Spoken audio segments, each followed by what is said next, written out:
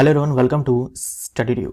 2024 में रेलवे के काफ़ी सारे एग्ज़ाम होने वाले हैं और इन सारे ही एग्ज़ामों में जनरल साइंस के अच्छे खासे प्रश्न पूछे जाएंगे, ये आप सभी को पता होगा। तो मिशन रेलवे के नाम से मैं एक नया सीरीज स्टार्ट करने जा रहा हूं, जिसमें हम लोग एक एक चैप्टर से बहुत सारे प्रश्न करने वाले हैं। एक एक चैप्टर से हम लोग बहुत सारे प्रश्न करने वाले हैं। जैसा कि ये जो वीडियो है, इसमें हम लोग केवल कोशिका के ऊपर जो है 100 सवालों को करने वाले हैं। इसमें कोशिका चक्र और कोशिका विभाजन के प्रश्न नहीं होंगे। कोशिका चक्र और कोशिका विभाजन के ऊपर मैं अलग से सेपरेट वीडियो लेकर के आऊँगा, उसमें भी हम लोग काफ़ी सारे प्रश्नों को करेंगे। इस वाले वीडियो के अंदर इस 100 सवाल में हम लोग केवल कोशिका को कवर करेंगे और इस 100 को बांट दो आप 70 + 30 में। 70 ये वो प्रश्न है जो एग्जाम के पूछे हुए हैं। ये पूरा का पूरा 70 सवाल जो है ये एग्जाम के पूछे हुए प्रश्न हैं। कौन से एग्जाम के पूछे हुए हैं? ये रेलवे के एग्जाम के पूछे हुए हैं, एसएससी के एग्जाम के पूछे हुए हैं, स्टेट पीसीएस के एग्जाम के पूछे हुए हैं, टीचर के एग्जाम के पूछे हुए हैं। तो अलग अलग एग्जाम में इस चैप्टर से जो प्रश्न आए हुए हैं उन सारे को मैंने उठा लिया हुआ है। देखो, प्रश्न तो बहुत सारे पूछे गए हैं, लेकिन मैंने सारे वैरायटी को उठा लिया है। जो अलग अलग वैरायटी के सवाल पूछे गए हैं ना प्रीवियस ईयर में अलग अलग एग्जामों में, उन सारे को मैंने उठा लिया है। यानी इन 70 सवालों को अगर आप कर देते हैं तो लगभग आपने उन सारे ही प्रश्नों को कर दिया है जो अलग अलग एग्जामों में पूछे गए हैं इस चैप्टर से। और बाकी के 30 सवाल वो हैं जो एनसीईआरटी एग्जाम्पलर में दिए हुए हैं। 30 नहीं, आई थिंक 29 सवाल है ना, 29 है जो एनसीईआरटी एग्जाम्पलर में दिए गए हैं। एनसीईआरटी एग्जाम्पलर से कितने सारे प्रश्न पूछे गए थे, एज इट इज उठा करके हूबहू सवाल पूछे गए थे आपके रेलवे ग्रुप डी 2022 में। ये आप सबको पता होगा अगर आप रेलवे एस्पिरेंट है तो एनसीईआरटी एग्जाम्पलर को भी हम लोग हर चैप्टर में कवर करने जा रहे हैं इस सीरीज के अंदर। तो ये हमारा बायो का चैप्टर है और ये चैप्टर है सेल।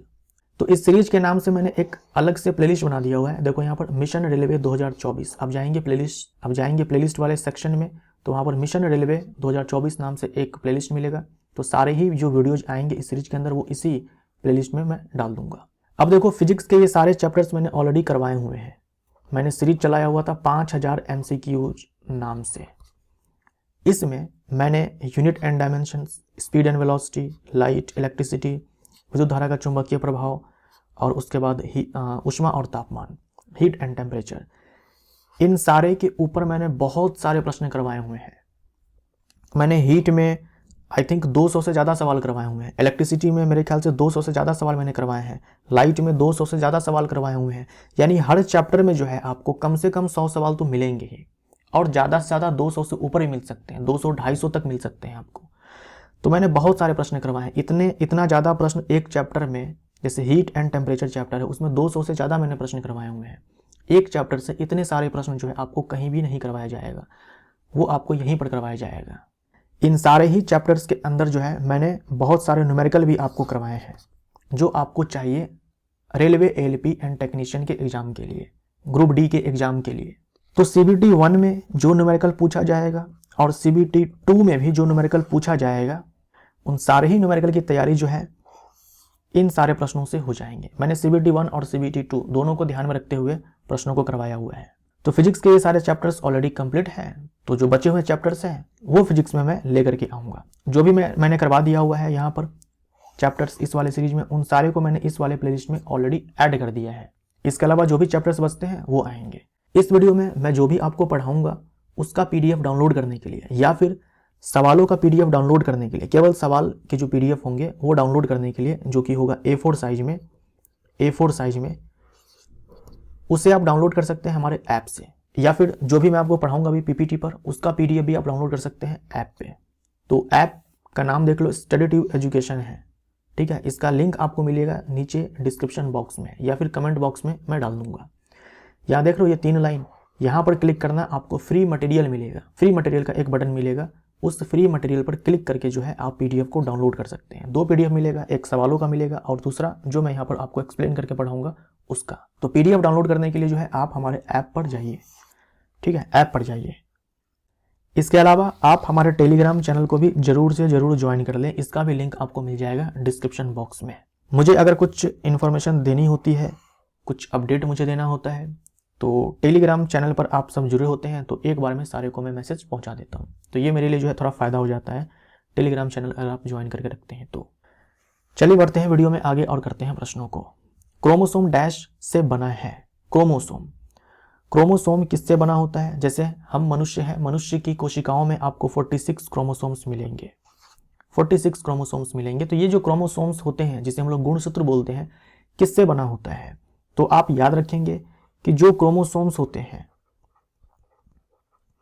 जो क्रोमोसोम्स होते हैं ये आपका बना होता है डीएनए से, हिस्टोन प्रोटीन से, हिस्टोन प्रोटीन से, डीएनए से, हिस्टोन प्रोटीन से, और कुछ नॉन हिस्टोन प्रोटीन भी होते हैं, है ना, नॉन हिस्टोन प्रोटीन भी होते हैं। डीएनए से, हिस्टोन प्रोटीन से, और कुछ गैर हिस्टोन प्रोटीन भी होते हैं, उससे ये बने होते हैं। तो हमारा आंसर क्या हो जाएगा यहाँ पर? डीएनए। केवल डीएनए आप मत याद रखना, ये पूरा याद रखना, DNA, histone protein, non histone protein, इन सारे से मिलकर के ये क्रोमोसोम बनता है। पौधों और पशु कोशिकाओं से निर्मित होते हैं, यह इनके द्वारा कहा गया था।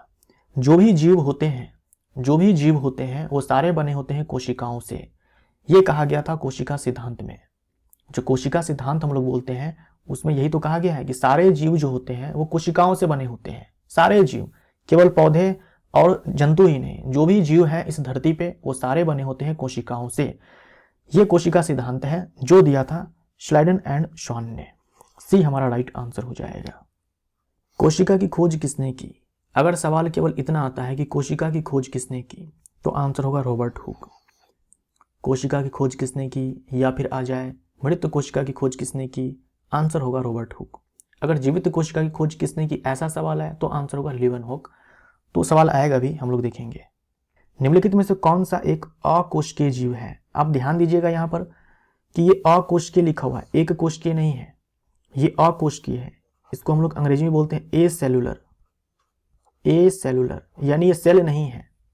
एक तो होता है यूनिसेलुलर, एक कोशिकीय, एक कोशिका वाला जीव, ये ए सेलुलर मतलब सेलुलर नहीं है। तो अकोशिकीय जीव कहा जाता है विषाणु को। वैसे तो जीव शब्द यहाँ पर लगाना ही गलत है, क्योंकि वायरस को हम लोग जीव मानते ही नहीं है, वायरस को हम लोग जीव नहीं मानते हैं। उसे हम लोग क्या बोलते हैं कि ये एक कड़ी है सजीव और निर्जीव के बीच। जो विषाणु है, जो वायरस है, ये लिविंग और नॉन लिविंग के बीच क्या है कि कनेक्टिंग लिंक है। तो ए सेलुलर है कौन? Virus, right. एक कोशिकीय नहीं है, ये अकोशिकीय है। जो जीवाणु होते हैं ये आपके होते हैं एक कोशिकीय, यूनिसेलुलर, एक कोशिकीय होते हैं। कोशिका भित्ति डैश कोशिका में अनुपस्थित होती है। कोशिका भित्ति डैश कोशिका में अनुपस्थित होती है। देखो, कोशिका भित्ति पादप कोशिका में होती है, जंतु कोशिका में नहीं होती है, जीवाणु में होती है और कवक में भी होती है। तो ये आप ध्यान रखेंगे कि जो एनिमल सेल है, जो जंतु कोशिका होती है, और साथ में माइकोप्लाज्मा, माइकोप्लाज्मा आपको मिलेगा किंगडम मोनेरा में। इनमें जो है सेल वॉल नहीं होती है, कोशिका भित्ति नहीं होती है, सेल वॉल जो है अब्सेंट होती है, कोशिका भित्ति नहीं होती है। ये ध्यान में रखिएगा, बहुत एग्जाम में पूछा जाता है। तो आंसर हमारा क्या हो जाएगा? बी हो जाएगा। वास्तविक केंद्रक किसमें अनुपस्थित होती है? वास्तविक केंद्रक, वास्तविक केंद्रक जो है किसमें अनुपस्थित होती है? तो आंसर है जीवाणुओं में, है ना, जीवाणुओं में। ए हमारा आंसर हो जाएगा बैक्टीरिया में। देखिए, ये सारे जो होते हैं आपके, ये होते हैं यूकैरियोट्स, है ना, यूकैरियोट्स, यूकैरियोट्स।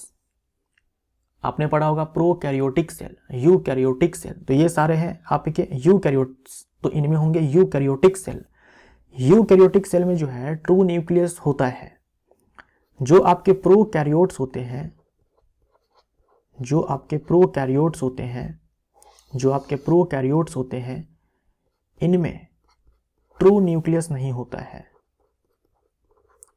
ट्रू न्यूक्लियस नहीं होता है, और इनमें होता है न्यूक्लियोइड, इनमें होता है न्यूक्लियोइड, केंद्रकाभ होता है। वास्तविक नाभिक नहीं होता है, वास्तविक केंद्रक नहीं होता है, केंद्रकाभ होता है, न्यूक्लियोइड होता है। और प्रोकैरियोट्स में कौन आते हैं? सारे के सारे बैक्टीरिया, ऑल बैक्टीरिया प्रोकैरियोट्स हैं। उसके बाद माइकोप्लाज्मा, माइकोप्लाज्मा। कोशिका का शक्ति गृह कहा जाता है। कोशिका का शक्ति गृह यानी कि पावर हाउस कहा जाता है। किसे कहा जाता है पावर हाउस? माइटोकॉन्ड्रिया को। माइटोकॉन्ड्रिया को पावर हाउस कहा जाता है क्योंकि माइटोकॉन्ड्रिया में एरोबिक रेस्पिरेशन होता है, क्योंकि माइटोकॉन्ड्रिया में एरोबिक रेस्पिरेशन होता है, वायवीय श्वसन होता है, एरोबिक रेस्पिरेशन होता है। और एरोबिक रेस्पिरेशन में क्या होता है, एटीपी का प्रोडक्शन होता है, एटीपी का निर्माण होता है। एरोबिक रेस्पिरेशन में क्या होता है, एटीपी का निर्माण होता है ना। इस एटीपी का निर्माण होता है एरोबिक रेस्पिरेशन में, और इस एटीपी को बोलते हैं एनर्जी करेंसी। देखिए, कोशिकाओं को काम करने के लिए ऊर्जा चाहिए, जैसे हमें काम करने के लिए ऊर्जा चाहिए, वैसे ही कोशिकाओं को काम करने के लिए, अलग अलग काम करने के लिए ऊर्जा चाहिए। वो ऊर्जा जो है वो प्राप्त करती है इस एटीपी को खर्च करके, इस एनर्जी करेंसी को खर्च करके। ये एनर्जी करेंसी रहेगी तो इसको खर्च किया जाएगा और उस ऊर्जा को इस्तेमाल किया जाएगा कोशिका के द्वारा। और ये एटीपी कहाँ से आएगा, माइटोकॉन्ड्रिया बनाएगा। कैसे बनाएगा, एरोबिक रेस्पिरेशन करके। तो आंसर हमारा बी हो जाएगा। इसीलिए इसे कोशिका का शक्ति गृह कहा जाता है, क्योंकि कोशिका को जो एनर्जी है वो देने का काम माइटोकॉन्ड्रिया करता है। कोशिका में निम्न में से डैश पाचन थैली कहलाती है, पाचन थैली कहलाती है निम्न में से कौन। तो आंसर है लाइसोसोम। पाचन थैली, पाचन थैली। देखो, लाइसोसोम को जो है डाइजेस्टिव बैग कहा जाता है, कई सारे नाम हैं इसके। डाइजेस्टिव बैग कहा जाता है, लाइसोसोम को सुसाइडल बैग भी कहा जाता है ना, सुसाइडल बैग भी कहा जाता है। आत्महत्या की थैली, पाचन थैली। इसी को एटम बॉम्ब भी कहा जाता है, एटम बॉम्ब भी कहा जाता है। किसको, लाइसोसोम को। ये जो लाइसोसोम है, इनमें ऑल टाइप्स ऑफ, सारे प्रकार के जो है आपके हाइड्रोलिटिक एंजाइम्स होते हैं। कौन से एंजाइम्स होते हैं, हाइड्रोलिटिक एंजाइम्स होते हैं इनमें। और ये जो हाइड्रोलिटिक एंजाइम्स होते हैं ये बनाते कौन है, रफ एंडोप्लाज्मिक रेटिकुलम, खुरदरी अंतःप्रद्रव्यी जालिका। ये जो हाइड्रोलिटिक एंजाइम्स हैं इसे बनाने का काम तो आरईआर करती है, रफ एंडोप्लाज्मिक रेटिकुलम करती है, लेकिन इसे पैक करने का काम है ना, इसे पैक करने का काम जो है ये गोल्जी काई करता है, गोल्जी कॉम्प्लेक्स करता है। तो ये ध्यान में रखिएगा कि जो लाइसोसोम है एकल झिल्ली युक्त संरचना है, इसमें हाइड्रोलिटिक एंजाइम्स होते हैं जो कि काफ़ी ज़्यादा पावरफुल होते हैं। ये जो अंदर में एंजाइम है इसको बनाने का काम जो है ये रफ एंडोप्लाज्मिक रेटिकुलम करती है, और इसको पैक करने का काम ये गोल्जी कॉम्प्लेक्स के द्वारा किया जाता है। ये कौन से एंजाइम है, हाइड्रोलिटिक एंजाइम्स।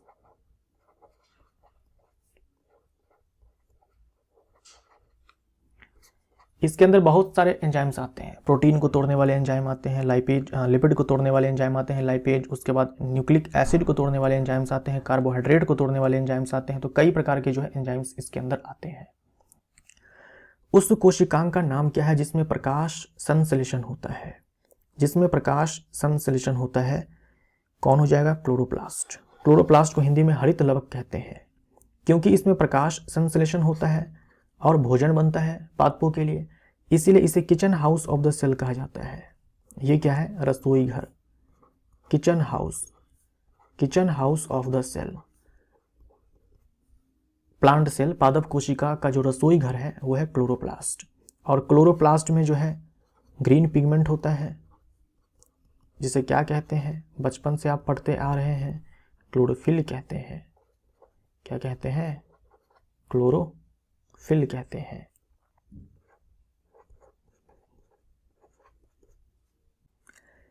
जेली जैसा पदार्थ जो कोशिका के भीतर का भाग बनाता है, जेली जैसा पदार्थ जो कोशिका के भीतर का भाग बनाता है।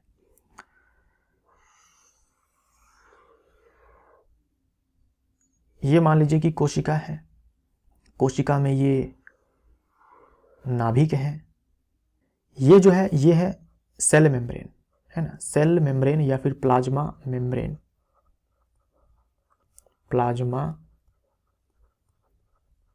मेम्ब्रेन, ठीक है। इसी को सेल मेम्ब्रेन भी कहा जाता है, प्लाज्मा झिल्ली या फिर बोल दो कोशिका झिल्ली। ये जो है ये है न्यूक्लियर मेम्ब्रेन, केंद्रक झिल्ली, न्यूक्लियर मेम्ब्रेन, और ये पूरा अपने आप में न्यूक्लियस है। अब जेली जैसा पदार्थ कोशिका के भीतर है, जेली जैसा पदार्थ जो है कोशिका के भीतर है, तो ये मैं बना रहा हूं कोशिका के भीतर जेली जैसा पदार्थ, ठीक है, ये मैंने बना दिया जेली जैसा पदार्थ कोशिका के भीतर। ऐसे ही नाभिक के अंदर भी जेली जैसा पदार्थ होता है, ये केंद्रक है ना, इसके अंदर भी जेली जैसा पदार्थ होता है। अब इसी में क्या होगा भाई, माइटोकॉन्ड्रिया होगा, ये मैंने बना दिया माइटोकॉन्ड्रिया, ये माइटोकॉन्ड्रिया हो गया। इसी में क्या है कि राइबोसोम होगा, कोशिका द्रव्य में राइबोसोम होगा। ये जो नाभिक है इसमें न्यूक्लियोलस होता है, केंद्रिका होता है, न्यूक्लियोलस होता है। उसके अलावा इसमें आपका क्रोमेटिन दिख जाएगा, क्रोमेटिन दिख जाएगा।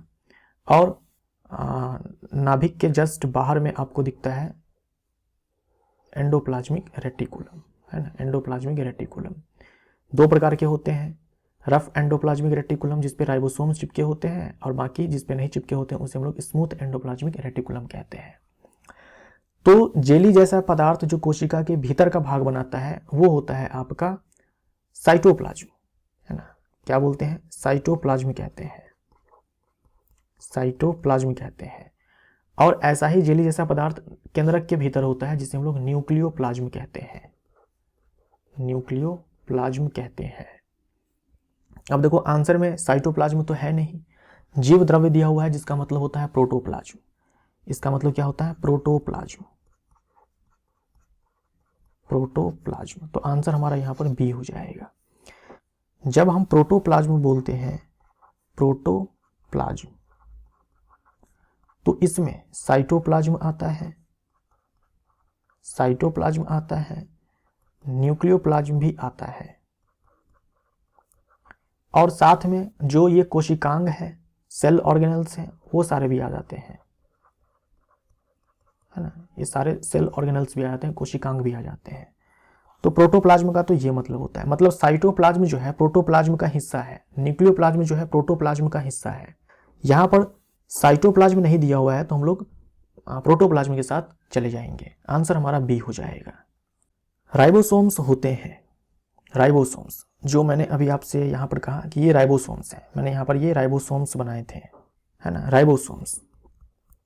राइबोसोम्स जो होते हैं ये होते हैं आपके ग्रेन्युलर पार्टिकल्स, है ना, ग्रेन्यूल्स होते हैं, मतलब दाने जैसे, जो मतलब दाने जैसे ये होते हैं, है ना, दाने जैसे होते हैं। इसकी खोज की थी जॉर्ज पैलेड ने, जॉर्ज पैलेड ने, जॉर्ज पैलेड ने इसकी खोज की थी। ये क्या है, ग्रेन्युलर स्ट्रक्चर है,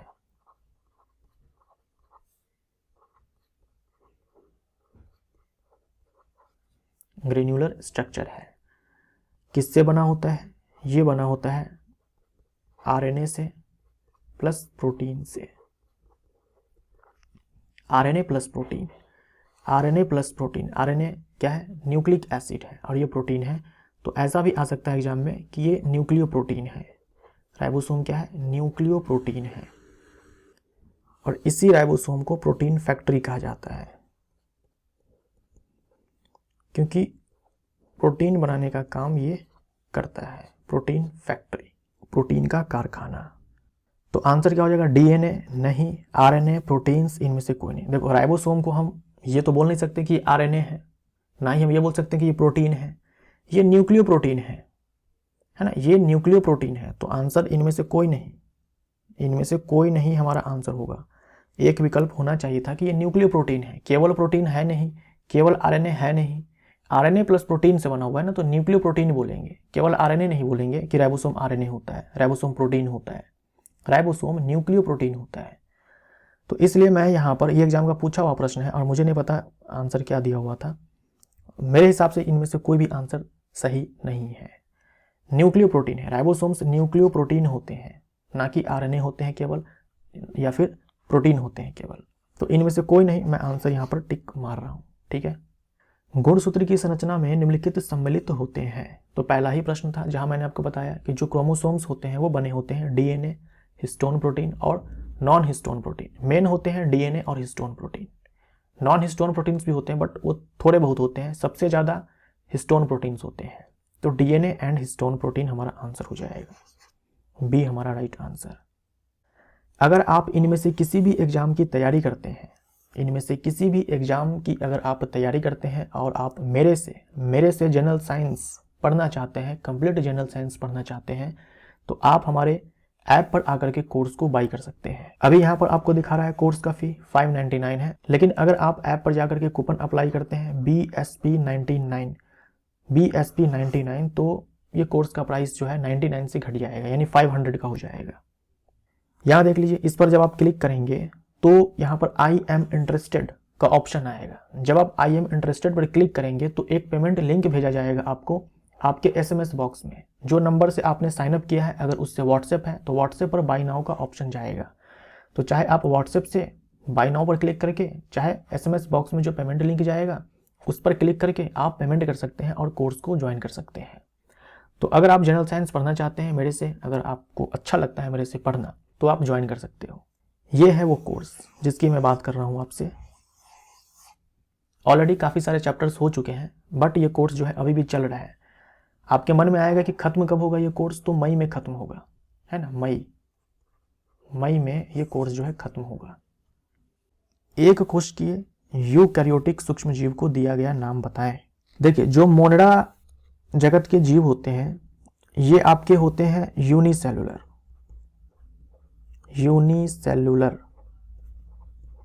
और साथ में होते हैं प्रोकैरियोटिक, या फिर बोल दो प्रोकैरियोट्स होते हैं। जो प्रोटिस्टा जगत के जीव होते हैं ये भी होते हैं यूनिसेलुलर, लेकिन ये होते हैं यूकैरियोट्स।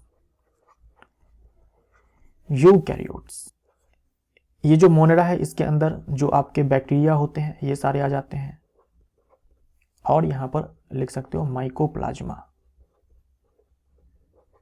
माइकोप्लाज्मा। इसमें जैसे कि अमीबा। तो आंसर हमारा बी हो जाएगा। किसी कोशिका का कौन सा कोशिकांग अपशिष्ट निपटान में मदद करता है? ये जो लाइसोसोम है ना, इसे कोशिका का अपशिष्ट निपटाने वाला तंत्र भी कहते हैं। और मैंने आपसे कहा कि लाइसोसोम में जो है बहुत ही पावरफुल आपके हाइड्रोलिटिक एंजाइम्स होते हैं जिनके पास क्षमता होती है प्रोटीन को तोड़ने की, जिनके पास क्षमता होती है न्यूक्लिक अम्ल को तोड़ने की, कार्बोहाइड्रेट को तोड़ने की, लिपिड को तोड़ने की, इन सारे ही पदार्थों को तोड़ने की क्षमता होती है लाइसोसोम के पास जो हाइड्रोलिटिक एंजाइम है उसमें। तो ये जो एंजाइम है ये बनाने का काम जो है ये करती है रफ एंडोप्लाज्मिक रेटिकुलम, है ना। रफ एंडोप्लाज्मिक रेटिकुलम यह अंतर्द्रव्यी जालिका यानी कि एंडोप्लाज्मिक रेटिकुलम, इसी का एक टाइप होता है रफ एंडोप्लाज्मिक रेटिकुलम। वो ये एंजाइम बनाती है और इसको फिर पैक करने का काम जो है ये करता है गोल्जी कॉम्प्लेक्स, गोल्जी काय। ठीक है, तो ये जो लाइसोसोम है ये है एक झिल्ली वाला कोशिकांग, सिंगल मेम्ब्रेन बाउंड स्ट्रक्चर है। अगर मान लो दोहरी झिल्ली युक्त ये कोशिकांग होता तो इसके बाहर मैं एक और लेयर ऐसे बनाता, लेकिन मैंने एक ही बनाया है क्योंकि सिंगल मेम्ब्रेन बाउंड स्ट्रक्चर है ये। तो आंसर हमारा ए हो जाएगा। प्लाज्मिड्स उपस्थित होते हैं जो आपके प्रोकैरियोट्स होते हैं, या फिर सीधा बोलो ना बैक्टीरिया। जो आपके बैक्टीरिया होते हैं इनमें देखो दो तरह के डीएनए होते हैं।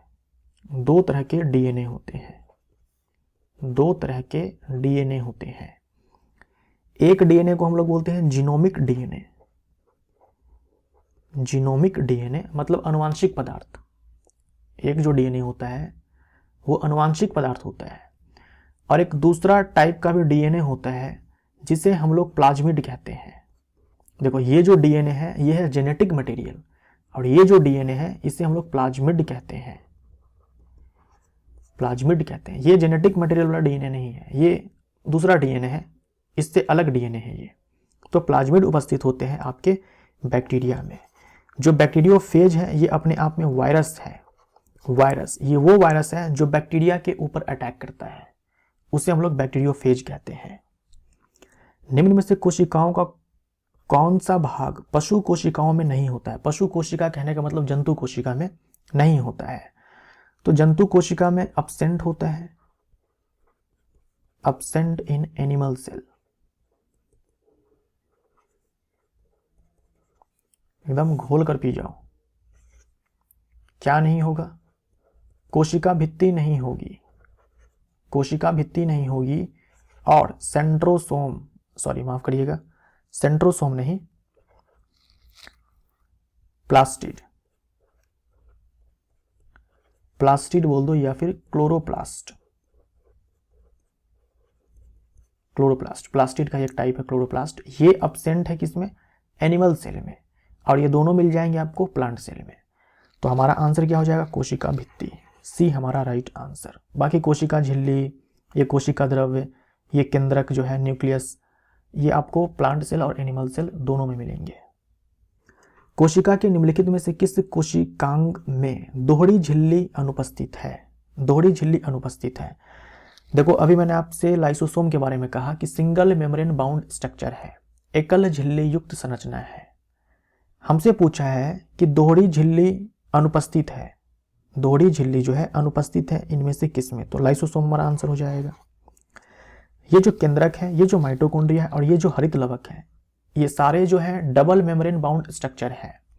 जैसे मैं माइटोकॉन्ड्रिया की बात करता हूं तो ये माइटोकॉन्ड्रिया की बाहर वाली झिल्ली है ना, ये बाहर वाली झिल्ली है, आउटर मेम्ब्रेन है, ये आउटर मेम्ब्रेन है। और इसके भीतर एक और झिल्ली होती है, इसके भीतर एक और झिल्ली होती है जो अंदर की ओर ऐसे फोल्डेड होती है, ऐसे फोल्डेड होती है। ये इनर मेम्ब्रेन है, ये इनर मेम्ब्रेन है। तो आउटर मेम्ब्रेन, इनर मेम्ब्रेन, ये आपको वहां पर दिखेगी जहां पर दो झिल्लियां होती हैं। लेकिन लाइसोसोम के बारे में मैंने आपसे क्या कहा कि ये एंजाइम है जो बनाती है RER, रफ एंडोप्लाज्मिक रेटिकुलम, यानी कि खुरदरी अंतर्द्रव्यी जालिका, और फिर इसको पैक करने का काम जो है गोल्जी का ही करता है। तो देखो एक ही मेम्ब्रेन है ना, ये रेड कलर से जो मैंने घेरा है, सिंगल मेम्ब्रेन है।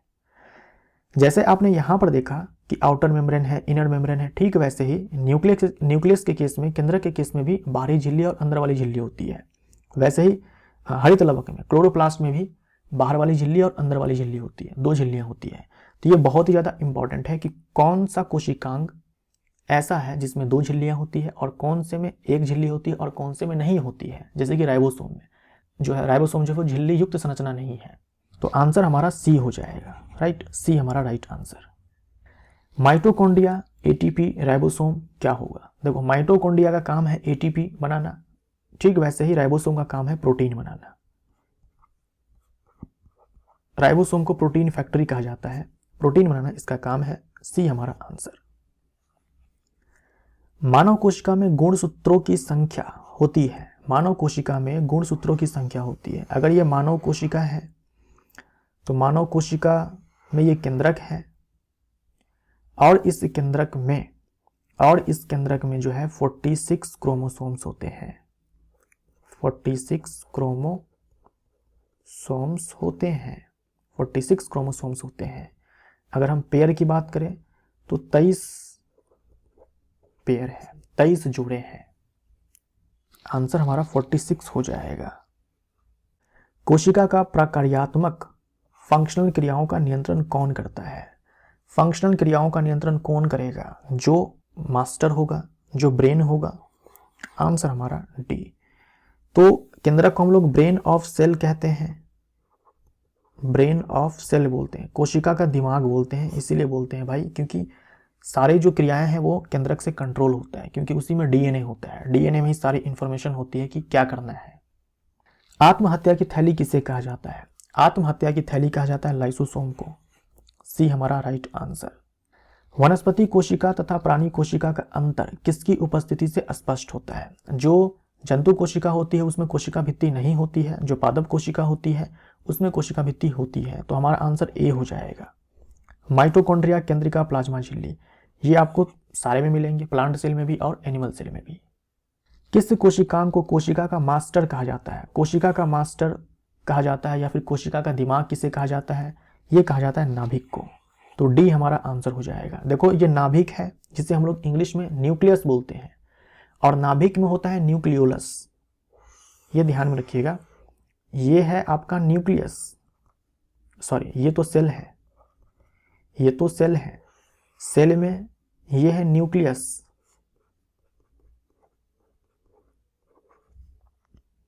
न्यूक्लियस, और इस न्यूक्लियस में न्यूक्लियोलस होता है।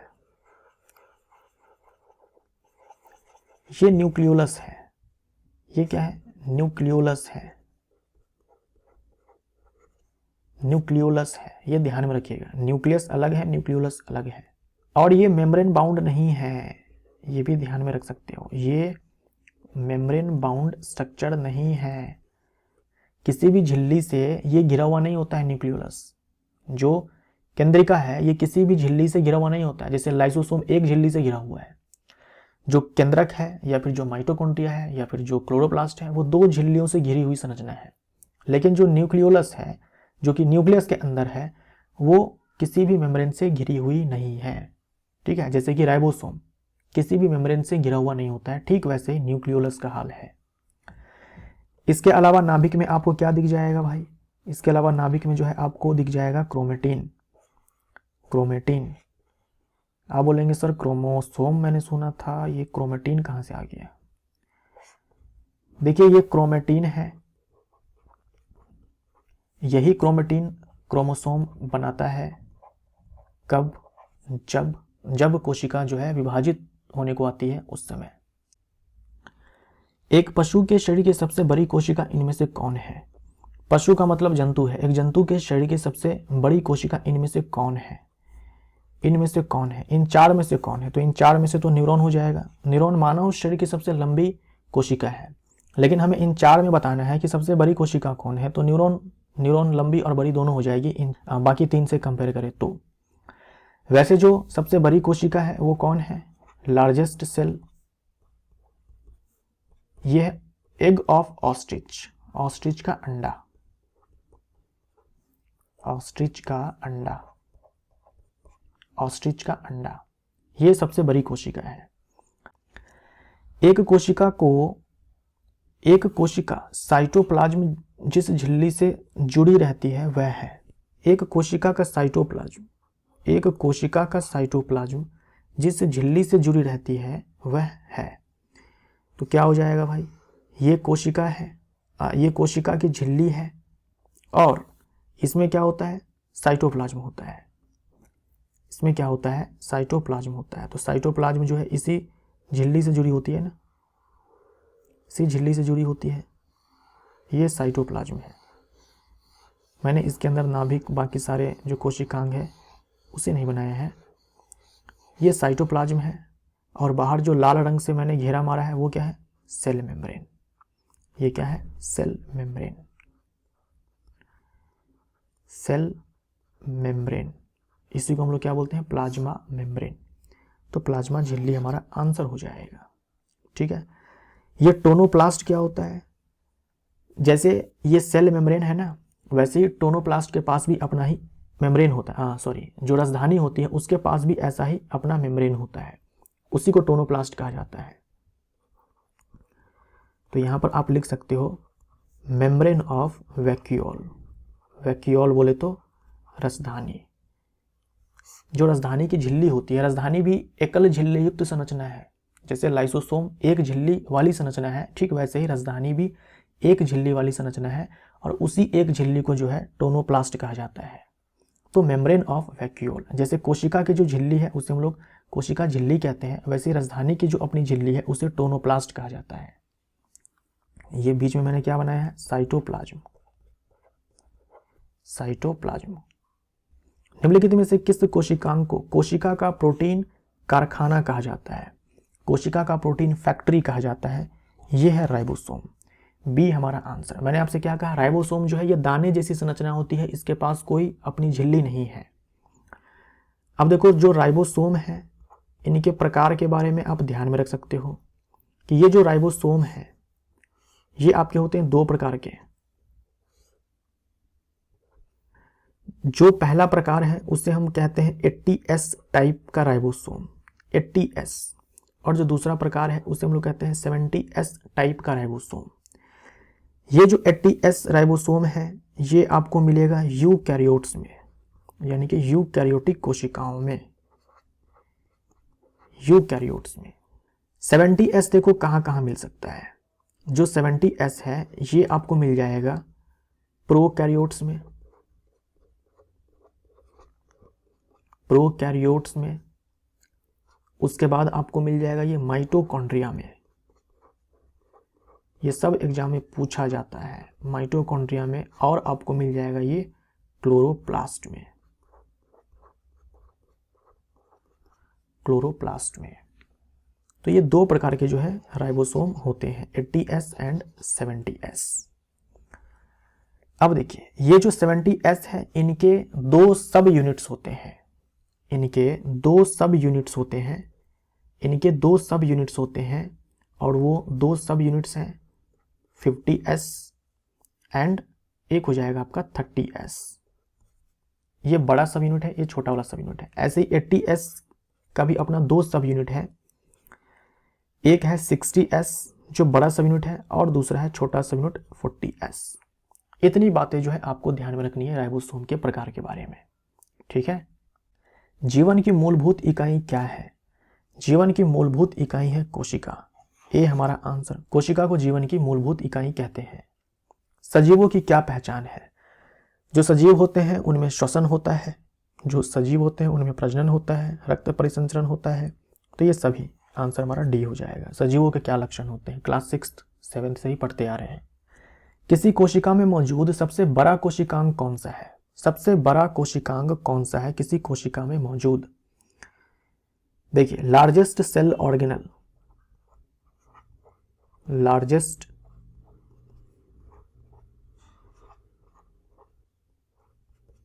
Largest cell organelle. अगर हम बात करते हैं एनिमल सेल की, एनिमल सेल की, तो आंसर हो जाएगा न्यूक्लियस, केंद्रक, न्यूक्लियस। और अगर हम बात करते हैं प्लांट सेल की तो हमारा आंसर हो जाएगा वैक्यूल, रसधानी। आंसर हमारा यहां पर बी हो जाएगा। प्रोटीन के निर्माण में आधारभूत इकाई क्या होते हैं? प्रोटीन के निर्माण में आधारभूत इकाई क्या होते हैं? देखिए जो डीएनए होता है ये कन्वर्ट होता है पहले mRNA में और फिर ये mRNA से प्रोटीन का निर्माण होता है। तो हमारा आंसर यहां पर डीएनए हो जाएगा। प्रोटीन कैसा बनेगा ये डीएनए डिसाइड करेगा, ठीक है। निम्नलिखित में से कौन सा एक कोशिका में अधिक मात्रा में होने वाला अणु है? एक कोशिका में सबसे ज्यादा मात्रा में जल पाया जाता है, तो ए हमारा आंसर। पौधों में पाया जाने वाला नीला, बैंगनी या लाल फ्लेवोनाइड वर्णक किसकी उपस्थिति के कारण होता है? फ्लेवोनाइड वर्णक किसकी उपस्थिति के कारण होता है? देखिए कई सारे वर्णक को मिलाकर के एक ग्रुप है जिसे कैरोटीनॉइड कहा जाता है, कैरोटीनॉइड कहा जाता है, कैरोटीनॉइड कहा जाता है ना, कैरोटीनॉइड कहा जाता है। कई सारे वर्णक हैं जिनको मिलाकर के एक ग्रुप बनाया गया जिसे नाम दिया गया कैरोटीनॉइड पिगमेंट, ठीक है। इसके अंदर देखो कौन कौन से पिगमेंट्स आते हैं, जैसे कि कैरोटीन पिगमेंट है, कैरोटीन पिगमेंट है, कैरोटीन पिगमेंट। और एक दूसरा पिगमेंट भी इसके अंदर आता है जिसे जेंथोफिल कहा जाता है, जेंथोफिल कहा जाता है, जेंथोफिल पिगमेंट। इन दोनों का काम होता है येलो रंग देना, उसके बाद ऑरेंज कलर देना, रेड कलर देना। ये सारे रंग जो है इन दोनों पिगमेंट के कारण दिया जाता है जो कि कैरोटीनॉइड पिगमेंट्स कहे जाते हैं। ऐसे ही क्या है कि फ्लेवोनॉइड पिगमेंट होता है, फ्लेवोनॉइड जो यहाँ पे लिखा हुआ है फ्लेवोनॉइड, इसके अंदर आपको मिल जाएगा एंथ्रोसाइनिन, ये देगा ब्लू कलर, पर्पल कलर, है ना, ये भी रेड कलर देता है। तो ये सारे कलर जो है ये एंथ्रोसाइनिन देगा। तो आंसर हमारा यहाँ पर बी हो जाएगा। यहाँ नीला, बैंगनी, लाल की बात की गई है तो बी हमारा आंसर हो जाएगा। ये जो फ्लेवोनॉइड पिगमेंट्स होते हैं ये आपके वाटर सॉल्यूबल होते हैं, और ये फैट सॉल्यूबल होता है, जैसे कुछ विटामिन होते हैं ना, जल में घुलनशील, वसा में घुलनशील, ठीक वैसे ही। क्लोरोफिल पिगमेंट के बारे में तो आपको पता ही है, इसका काम होता है ग्रीन कलर देना, हरा रंग देना। निम्नलिखित में से कौन सा घटक पत्तियों को हरा रंग प्रदान करता है? तो आंसर क्या हो जाएगा? क्लोरोफिल हो जाएगा। निम्न को सुमेलित करें। लाइसोसोम को हम लोग आत्महत्या की थैली कहते हैं, तो एक के साथ सी जाना चाहिए, तो एक के साथ यहाँ पर ए है तो इसको काट देंगे, एक के साथ यहाँ बी है तो इसको भी काट देंगे। Mitochondria power house of the cell है, तो दो के साथ जो है ए जाना चाहिए, यहाँ पर दो के साथ बी गया हुआ है तो ये भी कट जाएगा, हमारा आंसर यहाँ पर डी हो जाएगा। कोशिका सिद्धांत निम्नलिखित में से किस पर लागू नहीं होता है? कोशिका सिद्धांत किस पर लागू नहीं होता है, इनमें से बताना है। देखिए, कोशिका सिद्धांत में कहा गया कि जो भी जीव है वो सारे बने होते हैं कोशिकाओं से, लेकिन जो वायरस है, वायरस को हम लोग जीव मानते ही नहीं है, क्योंकि कोशिका जैसी इनमें कोई संरचना नहीं है। अगर इसे जीव नहीं मानते हैं तो इसे क्या मानते हैं? इसे बोलते हैं कि ये जो वायरस है ये लिविंग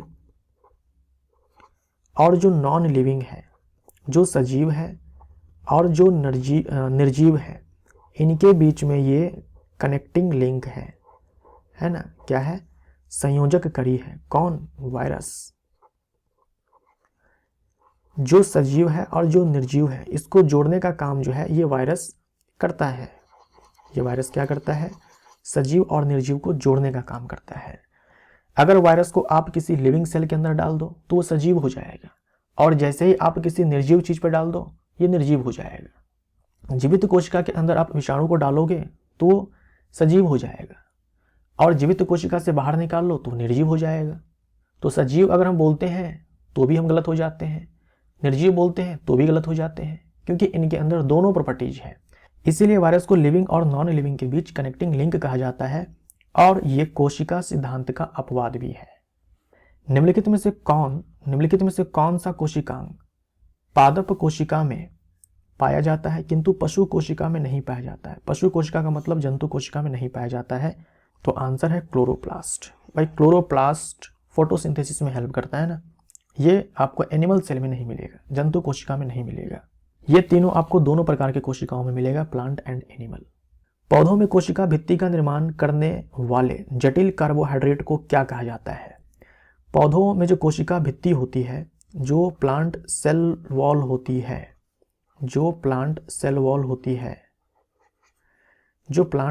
होती है, ये बनी होती है मेनली सेलुलोज से। उसके बाद कुछ और नाम आप ध्यान में रखेंगे, हेमीसेलुलोज, पैक्टीन से, और कुछ प्रोटीन्स होते हैं। ये सेलुलोज, हेमीसेलुलोज एंड पैक्टीन, ये है आपके कार्बोहाइड्रेट्स।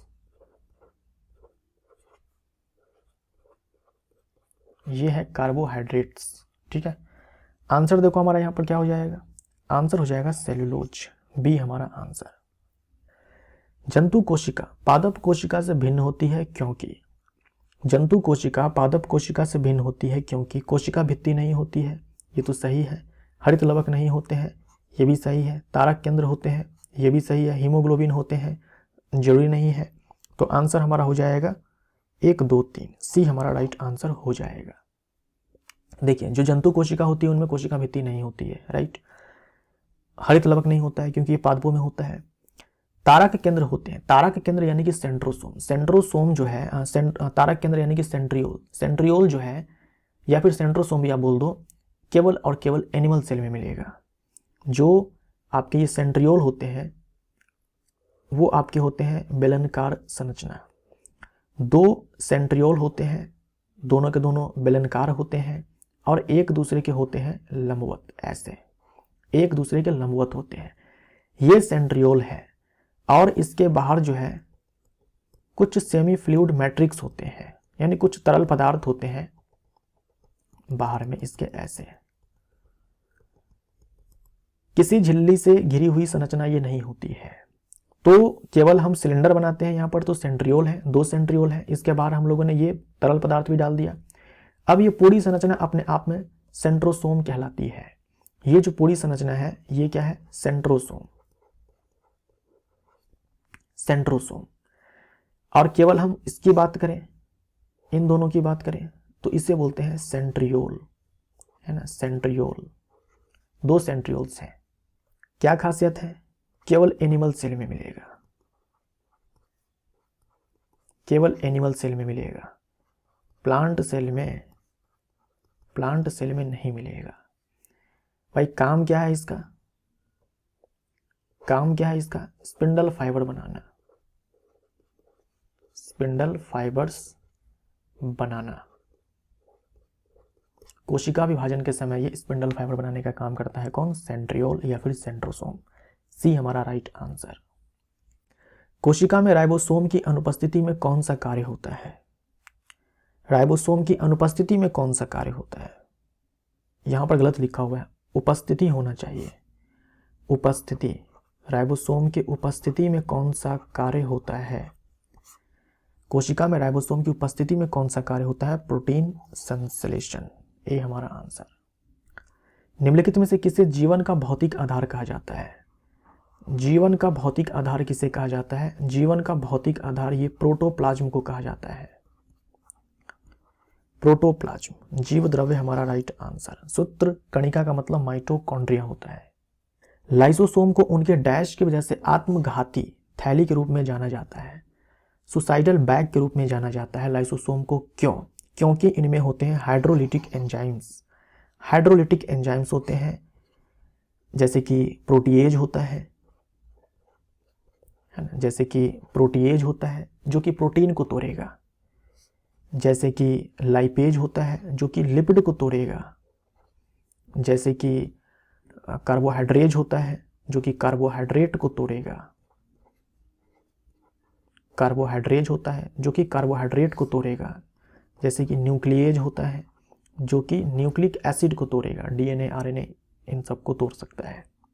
तो इन सारे ही एंजाइम्स को हम लोग एक साथ बोलते हैं कि ये हाइड्रोलिटिक एंजाइम्स है, ये हाइड्रोलिटिक एंजाइम्स हैं।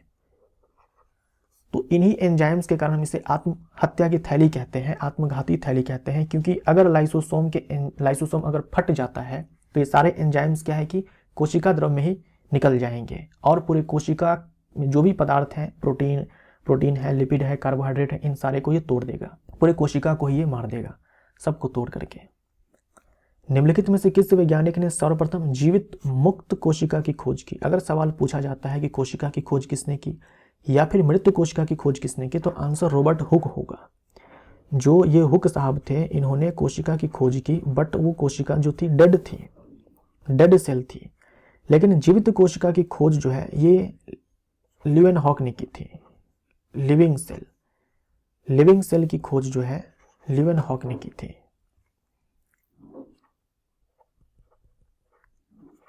लिविंग सेल की खोज लीवेनहॉक ने की थी। अच्छा, कोशिका में दिमाग की खोज यानी कि न्यूक्लियस की खोज जो है रॉबर्ट ब्राउन नाम के वैज्ञानिक ने किया था। जो प्रोटोप्लाज्म हम लोगों ने पढ़ा, प्रोटोप्लाज्म,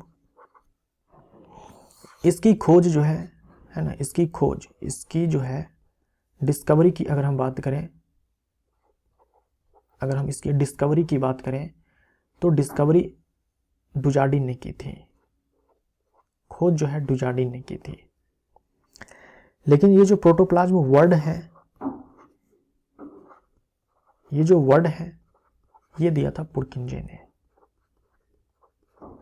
पुरकिंजे ने, तो पुरकिंजे ने टर्म दिया प्रोटोप्लाज्म, लेकिन खोज की डुजार्डिन ने। हमारा आंसर क्या हो जाएगा यहाँ पर? बी हो जाएगा।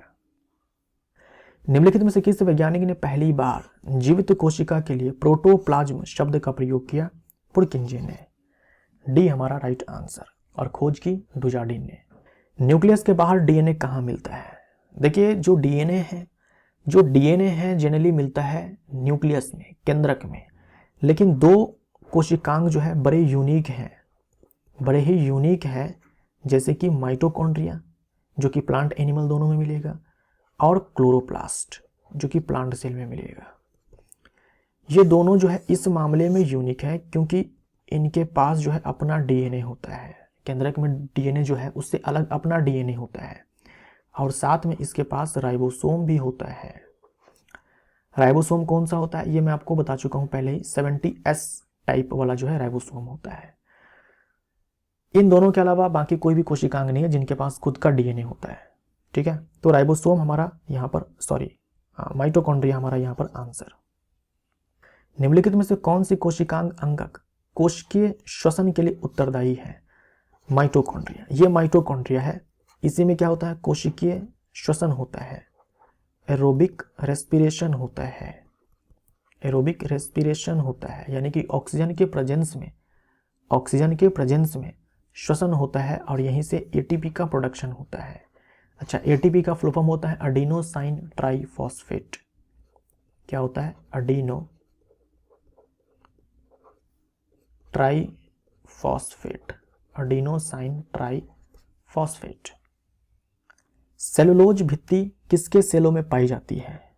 तो हम लोगों ने देखा था थोड़ी देर पहले, सेलुलोज, हेमीसेलुलोज, पेक्टिन एंड कुछ प्रोटीन्स होते हैं जो पादप की कोशिका भित्ति को बनाते हैं। मेनली होते हैं आपके सेलुलोज।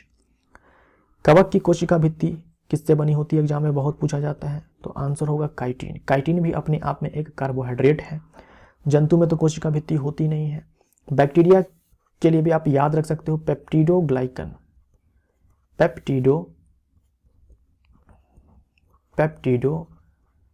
पेप्टिडोग्लाइकन, इसी को म्यूरिन कहा जाता है ना, म्यूरिन भी कहा जाता है।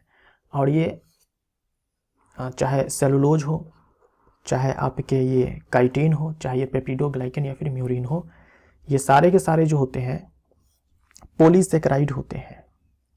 ये सारे क्या होते हैं? पॉलीसेकेराइड होते हैं। पॉलीसेकेराइड जो कि एक टाइप है कार्बोहाइड्रेट का, है ना। पॉलीसेकेराइड जो कि एक टाइप है कार्बोहाइड्रेट का। यूकैरियोटिक सेल में प्लाज्मा झिल्ली बनी डैश होती है। प्लाज्मा झिल्ली बनी डैश होती है। जो प्लाज्मा झिल्ली होती है या फिर जो कोशिका झिल्ली होती है, ये मेनली ये बने होते हैं आपके फॉस्फोलिपिड से। मतलब लिपिड का ही एक प्रकार है फॉस्फोलिपिड। लिपिड में फॉस्फो ग्रुप जुड़ा होता है, फॉस्फेट ग्रुप जुड़ा होता है, तो फॉस्फोलिपिड बोलते हैं। और प्रोटीन, अच्छे खासे अमाउंट में फॉस्फोलिपिड होते हैं और अच्छे खासे अमाउंट में प्रोटीन होते हैं। तो यहां पर अगर ध्यान से देखो आप, तो ये लिपिड प्लस प्रोटीन है, तो इसे हम लोग लिपोप्रोटीन बोल सकते हैं।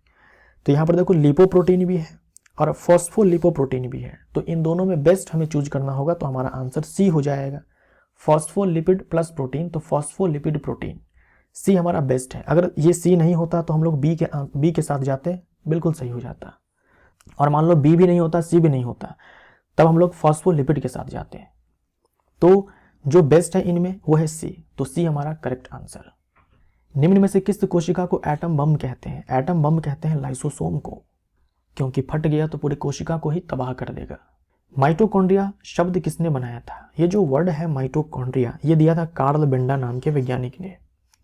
कार्ल बेंडा ने माइटोकॉन्ड्रिया शब्द दिया।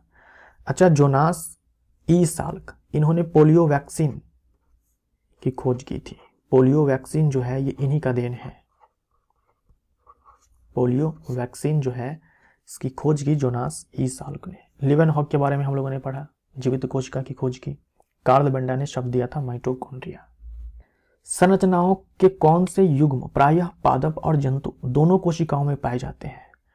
देखो, कोशिका भित्ति जो है ये पादप कोशिका में जो है पाई जाती है, लेकिन जंतु कोशिका में नहीं पाई जाती है, तो ये आंसर नहीं होगा। न्यूक्लियस और क्लोरोप्लास्ट, क्लोरोप्लास्ट जो है पादप कोशिका में पाई जाती है, जंतु में नहीं, तो ये भी नहीं होगा। अंतःद्रव्यी जालिका और कोशिका कला, कोशिका कला का मतलब होता है प्रोटोप्लाज्म। कोशिका कला को ही प्रोटोप्लाज्म कहा जाता है या कुछ और कहा जाता है? मेरे ख्याल से कोशिका कला को ही प्रोटोप्लाज्म कहा जाता है, फिर भी आप एक बार चेक कर लीजिएगा। तो हमारा आंसर देखो यहाँ पर सी हो जाएगा। प्रोटोप्लाज्म और जो आपके ईआर होते हैं एंडोप्लाज्मिक रेटिकुलम, ये पादप कोशिका जंतु कोशिका दोनों में पाए जाते हैं। कोशिका भित्ति है यहाँ पर, यानी कि सेल वॉल, जो केवल प्लांट सेल में मिलती है, तो ये भी आंसर नहीं होगा। सी हमारा करेक्ट आंसर। निम्नलिखित में से किस में कोशिका भित्ति नहीं होती है? देखिए, जो आपका एक जगत है जिसका नाम है किंगडम मोनेडा, मोनेडा में जो है, किंगडम मोनेडा में जो है ये आपके आते हैं बैक्टीरिया आते हैं, और आपके आते हैं माइकोप्लाज्मा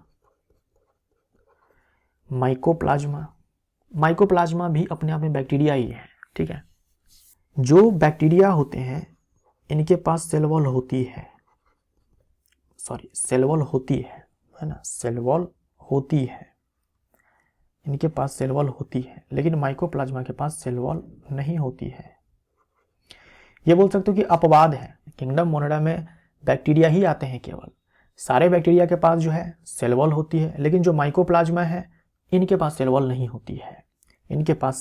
होती है, और ये जो माइकोप्लाज्मा है इसे PPLO भी कहा जाता है, PPLO, प्लोरोनिमोनिया लाइक ऑर्गेनिज्म। क्योंकि इनके पास कोशिका भित्ति नहीं है, इसीलिए ये अपने शेप को बदल सकते हैं, शेप को चेंज कर लेते हैं। जल की अणुओं की प्लाज्मा झिल्ली से गति डैश कहलाती है। जल की अणुओं की प्लाज्मा झिल्ली से गति डैश कहलाती है। ये कोशिका की प्लाज्मा झिल्ली है, ठीक है, और इसके अंदर जो है कोशिका द्रव्य है। अगर मान लीजिए कि बाहर में जल के अणु जो है वो ज़्यादा है, और अंदर में जल के अणु कम है, तो अपने आप ही जल के जो अणु होते हैं वो अपने उच्च सांद्रता वाले स्थान से निम्न सांद्रता वाले स्थान की ओर गति करने लगते हैं। मान लीजिए कि कोशिका के भीतर जल के अणु अधिक हैं और कोशिका के बाहर जल के अणु कम है, तो अपने आप ही ये जो जल के अणु हैं ये कोशिका से बाहर निकल जाएंगे, ठीक है, कोशिका से बाहर निकल जाएंगे। यानी उच्च सांद्रता वाले स्थान से निम्न सांद्रता वाले स्थान की तरफ जो है ये जल के अणु जाते हैं। अगर जल के अलावा कोई और पदार्थ होता तो हम कहते हैं कि ये प्रोसेस जो है ये डिफ्यूजन है, ये प्रोसेस जो है डिफ्यूजन कहलाता है ना, विसरण कहलाता है। लेकिन जल के केस में जो है हम लोग डिफ्यूजन वर्ड का इस्तेमाल ना करके हम लोग ऑस्मोसिस वर्ड का इस्तेमाल करते हैं, है ना, ऑस्मोसिस वर्ड का इस्तेमाल करते हैं। ये वर्ड क्या है, ऑस्मोसिस, है ना, यहाँ भी ऑस्मोसिस। तो ये जो ऑस्मोसिस है, परासरण है, ये क्या है, डिफ्यूजन ऑफ वाटर। जल का जो विसरण होता है उसी को परासरण कहते हैं। और ये जो सेल मेम्ब्रेन है, ये होती है सेमी परमिएबल मेम्ब्रेन, यानी कि अर्ध पारगम्य झिल्ली। इसी को सेलेक्टिवली परमिएबल मेम्ब्रेन भी कहते हैं, चयनात्मक पारगम्य झिल्ली। यानी कुछ गिने चुने पदार्थों को ही ये सेल मेम्ब्रेन अपने से होकर के क्रॉस करने देती है, सबको नहीं करने देती है। ये खासियत है कोशिका झिल्ली की, या फिर बोल दो प्लाज्मा झिल्ली की। जल के अणुओं का जो विसरण होता है इस सेमी परमिएबल मेम्ब्रेन से, उसे हम लोग बोलते हैं परासरण। अगर कोई और पदार्थ होता है तो हम लोग यहाँ पर विसरण कहते हैं। और इसमें क्या होता है, उच्च सांद्रता वाले स्थान से निम्न सांद्रता वाले स्थान की ओर गति होती है अणुओं की। पादप कोशिका का केंद्रक एक जेली पदार्थ से घिरा होता है। ये कोशिका है, ये कोशिका में केंद्रक है और एक जेली पदार्थ से घिरा होता है, ये जेली पदार्थ कौन सा होता है, साइटोप्लाज्म होता है, कोशिका द्रव्य होता है। आंसर हमारा सी हो जाएगा, कोशिका द्रव्य। निम्नलिखित में से कौन सा लगभग प्रत्येक कोशिका में पाए जाने वाला गुण नहीं है?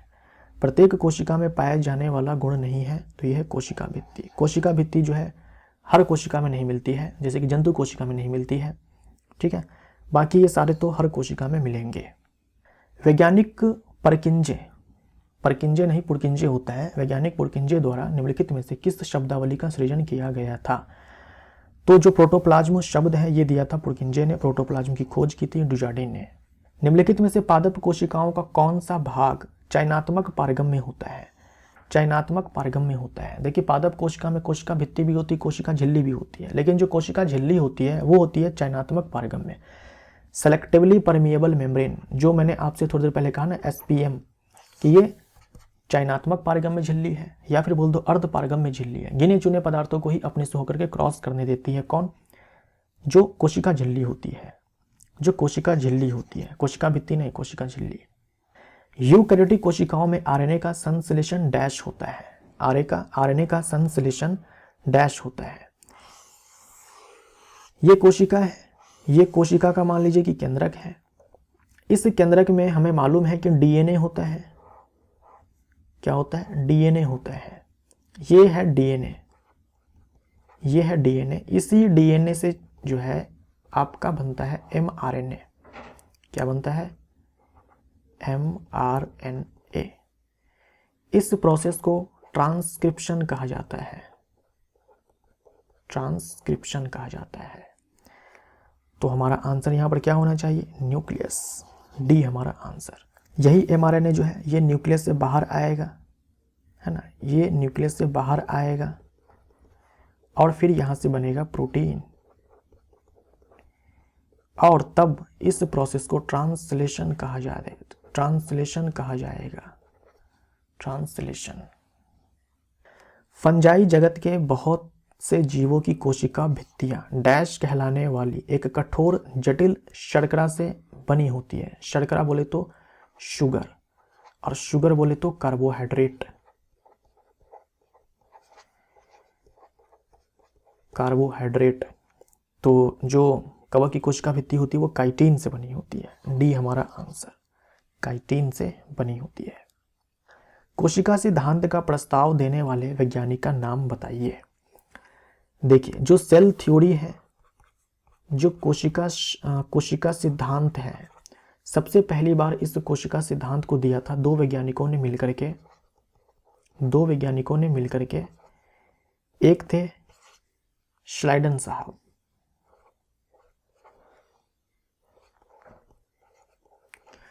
और दूसरे थे श्वान साहब, श्लाइडन एंड श्वान। क्या कहा था इन्होंने सेल थ्योरी में? कि सारे जो जीव होते हैं वो कोशिकाओं से बने होते हैं, लेकिन इन्होंने ये नहीं कहा कि जो कोशिका है, जो नई कोशिका है, वो आती कहाँ से है, वो बनती कैसे है, ये इन्होंने नहीं कहा था। केवल सेल थ्योरी में इन्होंने ये कहा था कि सारे जीव जो है कोशिकाओं से बने होते हैं। नई कोशिका का निर्माण कैसे होता है ये इन्होंने नहीं कहा था। बाद में क्या है कि एक वैज्ञानिक आते हैं जिनका नाम था रुडोल्फ विर्चो। रुडोल्फ विर्चो, है ना, रुडोल्फ विर्चो। इन्होंने इनके सेल थ्योरी को, है ना, ये जो इन दोनों ने अपना सेल थ्योरी दिया था, इनको कर दिया इन्होंने मॉडिफाई, थोड़ा सा इन्होंने मॉडिफाई कर दिया, है ना, तो मॉडिफाइड बाय रुडोल्फ विर्चो। और इन्होंने सेल थ्योरी में एक अलग से एक्स्ट्रा लाइन जोड़ दिया कि नई कोशिका का निर्माण जो है पुरानी कोशिका से ही होता है, कोशिका विभाजन के द्वारा। तो रुडोल्फ विर्चो थे जिन्होंने पहली बार कहा कि कोशिका जो है विभाजित होती है और नई कोशिका का निर्माण जो है कोशिका के विभाजन से होता है। हमारा आंसर यहाँ पर ए हो जाएगा, ए हमारा राइट आंसर। रॉबर्ट हुक ने कोशिकाओं की खोज उन्होंने डैश में देखकर की थी। पतली कॉर्क के टुकड़े। देखिए पेड़ की छाल आप जानते हैं, ये पेड़ है ना, ये पेड़ है। पेड़ के पास क्या है? पेड़ की छाल होती है जिसे हम लोग बार्क कहते हैं, है ना, जिसे हम लोग बार्क कहते हैं। इसी बार्क में जो है कॉर्क सेल होता है। ये कॉर्क सेल जो है ये डेड सेल होते हैं, कॉर्क सेल होते हैं। इसी कॉर्क का जो है स्लाइस काटा उन्होंने, एक पतला सा स्लाइस काटा, है ना, थिन स्लाइस जो है इन्होंने कट किया। इसी कॉर्क का जो है एक पतला सा स्लाइस जो है इन्होंने कट किया और फिर इसी पतले से स्लाइस को इन्होंने देखा माइक्रोस्कोप में, सूक्ष्मदर्शी में, तो इनको जो है सेल दिखा। निम्नलिखित कोशिकांगों में से कौन सा एक अर्धपारगम्य है? कोशिका झिल्ली, ए हमारा आंसर। कोशिका का जीवित अंश जीव द्रव्य कहलाता है। यह किससे बना होता है? यह किससे बना होता है? तो प्रोटोप्लाज्म के अंदर साइटोप्लाज्म, न्यूक्लियोप्लाज्म और जो कोशिकांग होते हैं ये सारे आते हैं, तो डी हमारा आंसर हो जाएगा। निम्नलिखित में से किन कोशिकाओं में नाभिक नहीं होता? केंद्रक नहीं होता है। तो केंद्रक नहीं होता है मैच्योर आरबीसी में। जो परिपक्व लाल रक्त कणिकाएं होती है या फिर लाल रक्त कोशिकाएं होती है उनमें आपको नहीं मिलेगा केंद्रक, बी हमारा आंसर। प्लाज्मा झिल्ली बनी होती है फॉस्फोलिपिड प्लस प्रोटीन से। लिपिड प्लस प्रोटीन से, ए और बी दोनों हो जाएगा, दोनों ए तथा बी, डी हमारा आंसर। प्रोटीन संश्लेषण में निम्न कोशिकांगों में से किनकी भूमिका सबसे अधिक महत्वपूर्ण है? कोशिका है, कोशिका में केंद्रक है और केंद्रक के ठीक बाहर आपको दिखती है एंडोप्लाज्मिक रेटिकुलम, केंद्रक के ठीक बाहर। ठीक है, ये केंद्रक है, केंद्रक के ठीक बाहर, केंद्रक से जुड़ी भी होती है, ये केंद्रक से जुड़ी भी होती है। ये कुछ इस टाइप से जो है संरचना हमें देखने को मिलती है। ये पूरा है एंडोप्लाज्मिक रेटिकुलम, अंतर्द्रव्यी जालिका। जितने पार्ट पर आपको राइबोसोम्स चिपके हुए नजर आएंगे उसे बोल देंगे खुरदरी अंतर्द्रव्यी जालिका। जैसे देखो, ये जो एंडोप्लाज्मिक रेटिकुलम का हिस्सा है इस पे राइबोसोम्स चिपके हुए हैं, जो ग्रीन कलर से मैंने डॉट्स बनाए ना, ये राइबोसोम है। तो इस वाले एंडोप्लाज्मिक रेटिकुलम को हम लोग बोलते हैं रफ एंडोप्लाज्मिक रेटिकुलम, RER, खुरदरी अंतर्द्रव्यी जालिका। और जिन पे राइबोसोम्स नहीं चिपके हैं उसे हम लोग बोलते हैं smooth endoplasmic reticulum, smooth endoplasmic reticulum. Ribosomes नहीं चिपके हैं तो स्मूथ नजर आते हैं, तो कह दिया स्मूथ एंडोप्लाज्मिक रेटिकुलम, चिकनी अंतर्द्रव्यी जालिका। हम जानते हैं कि राइबोसोम का काम होता है प्रोटीन बनाना, इसे प्रोटीन फैक्ट्री कहा जाता है। तो रफ एंडोप्लाज्मिक रेटिकुलम में राइबोसोम्स चिपके हुए हैं तो इनका काम जो हो जाता है वो प्रोटीन बनाना हो जाता है, प्रोटीन बनाना हो जाता है। स्मूथ एंडोप्लाज्मिक रेटिकुलम, इनके पास राइबोसोम्स है नहीं तो ये प्रोटीन बनाएंगे नहीं, तो कोई दिक्कत नहीं है भाई, हम लिपिड बना लेंगे। तो लिपिड बनाना जो है स्मूथ एंडोप्लाज्मिक रेटिकुलम का काम हो जाएगा। और यहां देखो सेंट्रोसोम, सेंट्रोसोम का रोल होता है सेल डिवीजन में। मैंने आपसे कहा स्पिंडल फाइबर जो है ये सेंट्रोसोम बनाता है। अच्छा, हमारा आंसर यहाँ पर क्या हो जाएगा? बी हो जाएगा। प्रोटीन संश्लेषण में निम्न कोशिकांगों में से किन की भूमिका सबसे अधिक महत्वपूर्ण है? अंतर्द्रव्यी जालिका और राइबोसोम। देखिए, हर कोशिका में कोशिकाओं की संख्या बराबर हो ये जरूरी नहीं है। किस कोशिका का क्या काम है उसके हिसाब से उनके अंदर कोशिकांगों की संख्या बदलती है। जैसे पत्तियों का काम होता है फोटोसिंथेसिस करना, और फोटोसिंथेसिस जो है ये क्लोरोप्लास्ट में होता है। तो पत्तियों की जो कोशिका होती है उनमें क्लोरोप्लास्ट की संख्या जो है बाकी सारे हिस्से में जो कोशिका होते हैं उनके तुलना में अधिक होगी। पत्तियों की जो कोशिका है उनमें क्लोरोप्लास्ट की संख्या अधिक होगी, बाकी सारे पादप की जो कोशिका होती है अलग पार्ट्स में पत्ती के अलावा उनके तुलना में। जिन कोशिकाओं का मेन काम प्रोटीन बनाना होगा उनमें ये रफ एंडोप्लाज्मिक रेटिकुलम जो है ये अधिक होती है। जिन कोशिकाओं को ज़्यादा एनर्जी चाहिए होती है, ज़्यादा ऊर्जा चाहिए होती है, उनमें माइटोकॉन्ड्रिया की संख्या अधिक होगी। जो हमारी पेशी कोशिका है, मसल सेल्स हैं, उनको ज़्यादा एनर्जी चाहिए होती है बाकी सारी कोशिकाओं की तुलना में। तो पेशी कोशिकाओं में माइटोकॉन्ड्रिया की संख्या अधिक होती है। तो कौन सी कोशिकांग संख्या में कितने होंगे ये डिपेंड करता है कि उनका काम क्या है। ऐसा नहीं होता है कि हर कोशिका में कोशिकांगों की संख्या एक समान होती है। काम के आधार पर उनमें कोशिकांगों की संख्या कोशिकांगों की संख्या जो है अलग अलग होती है, बदलती रहती है। नाभिक के अलावा कोशिका के किस कोशिकांग में डीएनए होता है? माइटोकॉन्ड्रिया एंड क्लोरोप्लास्ट, डी हमारा आंसर। जंतु कोशिका में निम्न में से क्या अनुपस्थित होता है? जंतु कोशिका में कोशिका भित्ति नहीं होती है, पादप में कोशिका भित्ति होती है जो कि सेलुलोज से बनी होती है। प्लाज्मोडियम जाति के परजीवी डैश के कारण है। प्लाज्मोडियम जाति के परजीवी डैश के कारण है। ये जो प्लाज्मोडियम है ये है प्रोटोजोआ, है ना, प्रोटोजोआ, प्रोटोजोआ, प्रोटोजोआ जो कि मिलेगा आपको प्रोटिस्टा जगत में, और इसी के कारण जो है मलेरिया होता है। तो बी हमारा आंसर हो जाएगा। बीमारियों के ऊपर हमारा अलग से आएगा चैप्टर, तो उसमें हम लोग बीमारियों के ऊपर प्रश्नों को करेंगे। कोशिका में प्रोटीन संश्लेषण कहाँ होता है? राइबोसोम हमारा आंसर हो जाएगा। क्रोमेटिन किसका संघनित रूप है? क्रोमेटिन किसका संघनित रूप है? देखिए डीएनए है। डीएनए को जब आप कंडेंस करेंगे तो क्रोमेटिन बनेगा, तो क्रोमेटिन बनेगा, और क्रोमेटिन को जब आप कंडेंस करोगे तो क्रोमोसोम बनेगा, क्रोमोसोम बनेगा। ठीक है, तो डीएनए को जब हमने कंडेंस किया, डीएनए को जब हम लोगों ने कंडेंस किया तो क्रोमेटिन बना, क्रोमेटिन को जब हम लोगों ने कंडेंस किया तो बन गया क्रोमोसोम। ठीक है, लेकिन जब आपसे पूछा जाए क्रोमेटिन या फिर क्रोमोसोम किससे बने होते हैं, तो आंसर होगा DNA, histone protein and non histone protein. तो क्रोमेटिन किसका संघनित रूप है? हमारा आंसर हो जाएगा डीएनए, बी हमारा राइट आंसर। तो अब तक हम लोगों ने 71 प्रश्नों को कर लिया है, 71 प्रश्नों को कर लिया है, जो कि आपके पूछे गए थे अलग अलग एग्जामों में। ये सारे प्रीवियस ईयर के क्वेश्चंस थे। देखो अलग अलग वैरायटी छांटने के बाद भी जो है काफ़ी सारे सवाल ऐसे दिखे जो लगभग एक जैसे थे, अलग अलग वैरायटी को छांटने के बाद भी। तो इसी टाइप के जो है प्रश्न पूछे जाते हैं, और जो मैं आपको कोर्स करवा रहा हूँ जनरल साइंस का, इससे काफ़ी ऊपर है वो, है ना, इससे काफ़ी ऊपर है। तो अगर आप चाहते हैं डिटेल में पढ़ना जनरल साइंस को, इससे भी ज़्यादा डीप में जा करके, तो आप उस कोर्स को ज्वाइन कर सकते हो, जिसके बारे में मैंने आपसे कहा था थोड़ी देर पहले। वो आप ऐप पर जा करके ज्वाइन कर सकते हो कोर्स को। अब हम लोग बढ़ते हैं उन सारे प्रश्नों पे जो कि एनसीईआरटी एग्जाम्पलर में है ना, जो कि एनसीईआरटी एग्जाम्पलर में है। तो एनसीईआरटी एग्जाम्पलर के आई थिंक 29 क्वेश्चंस हैं, इन्हें अब हम लोग बनाने जा रहे हैं। ठीक है, निम्नलिखित में से किसे क्रिस्टल रूप में बनाया जा सकता है?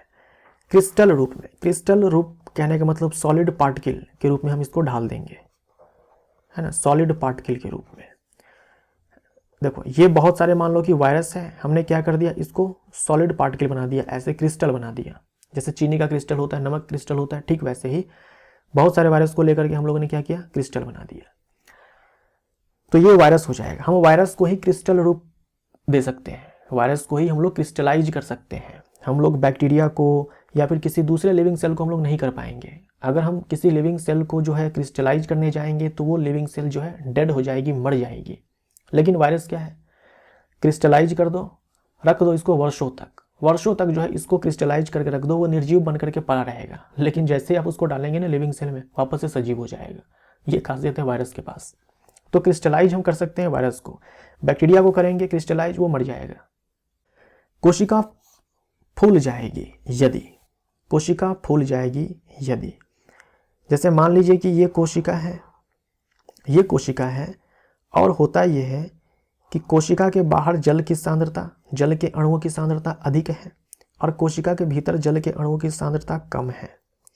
यहाँ देखो जल के अणुओं की सांद्रता अधिक है, यानी जो जल है वो ज़्यादा है, और तुलनात्मक रूप से कोशिका के भीतर जल कम है।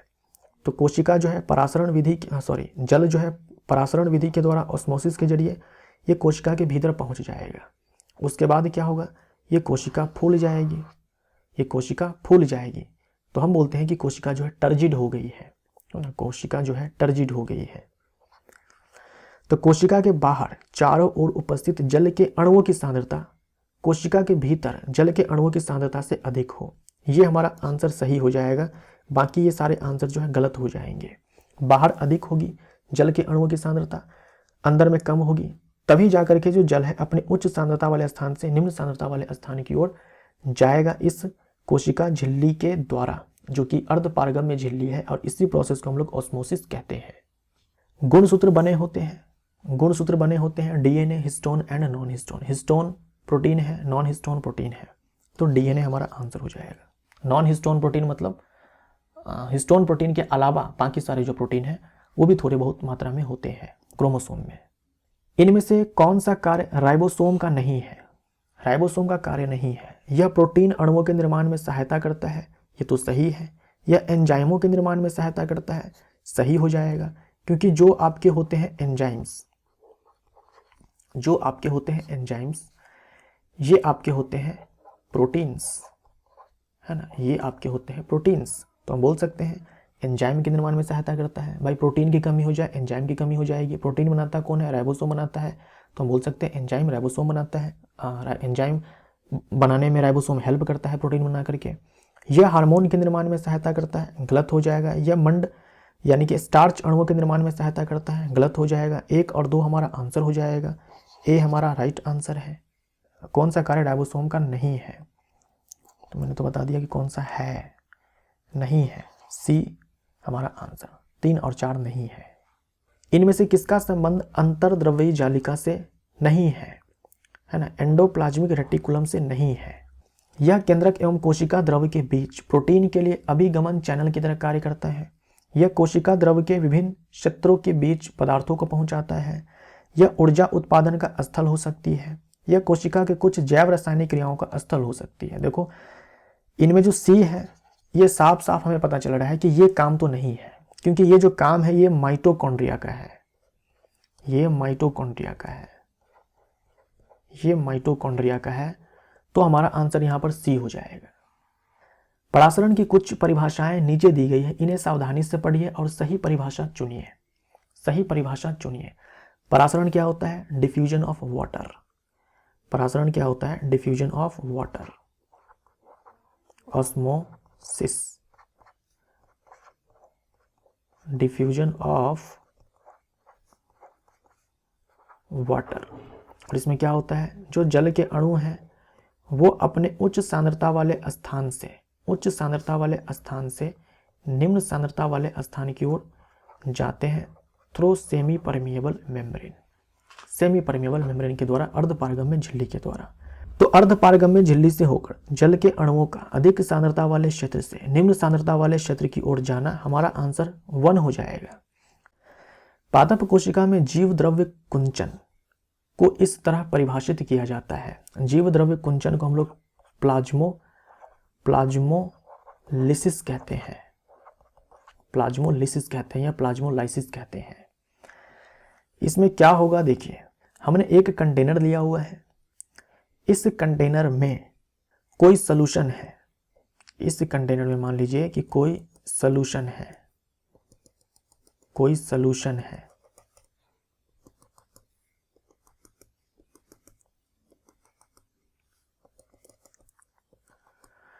और हमने डाल दिया है इसमें एक कोशिका को, हमने इसमें एक कोशिका को डाल दिया और इस कोशिका के पास अपना कोशिका द्रव्य है।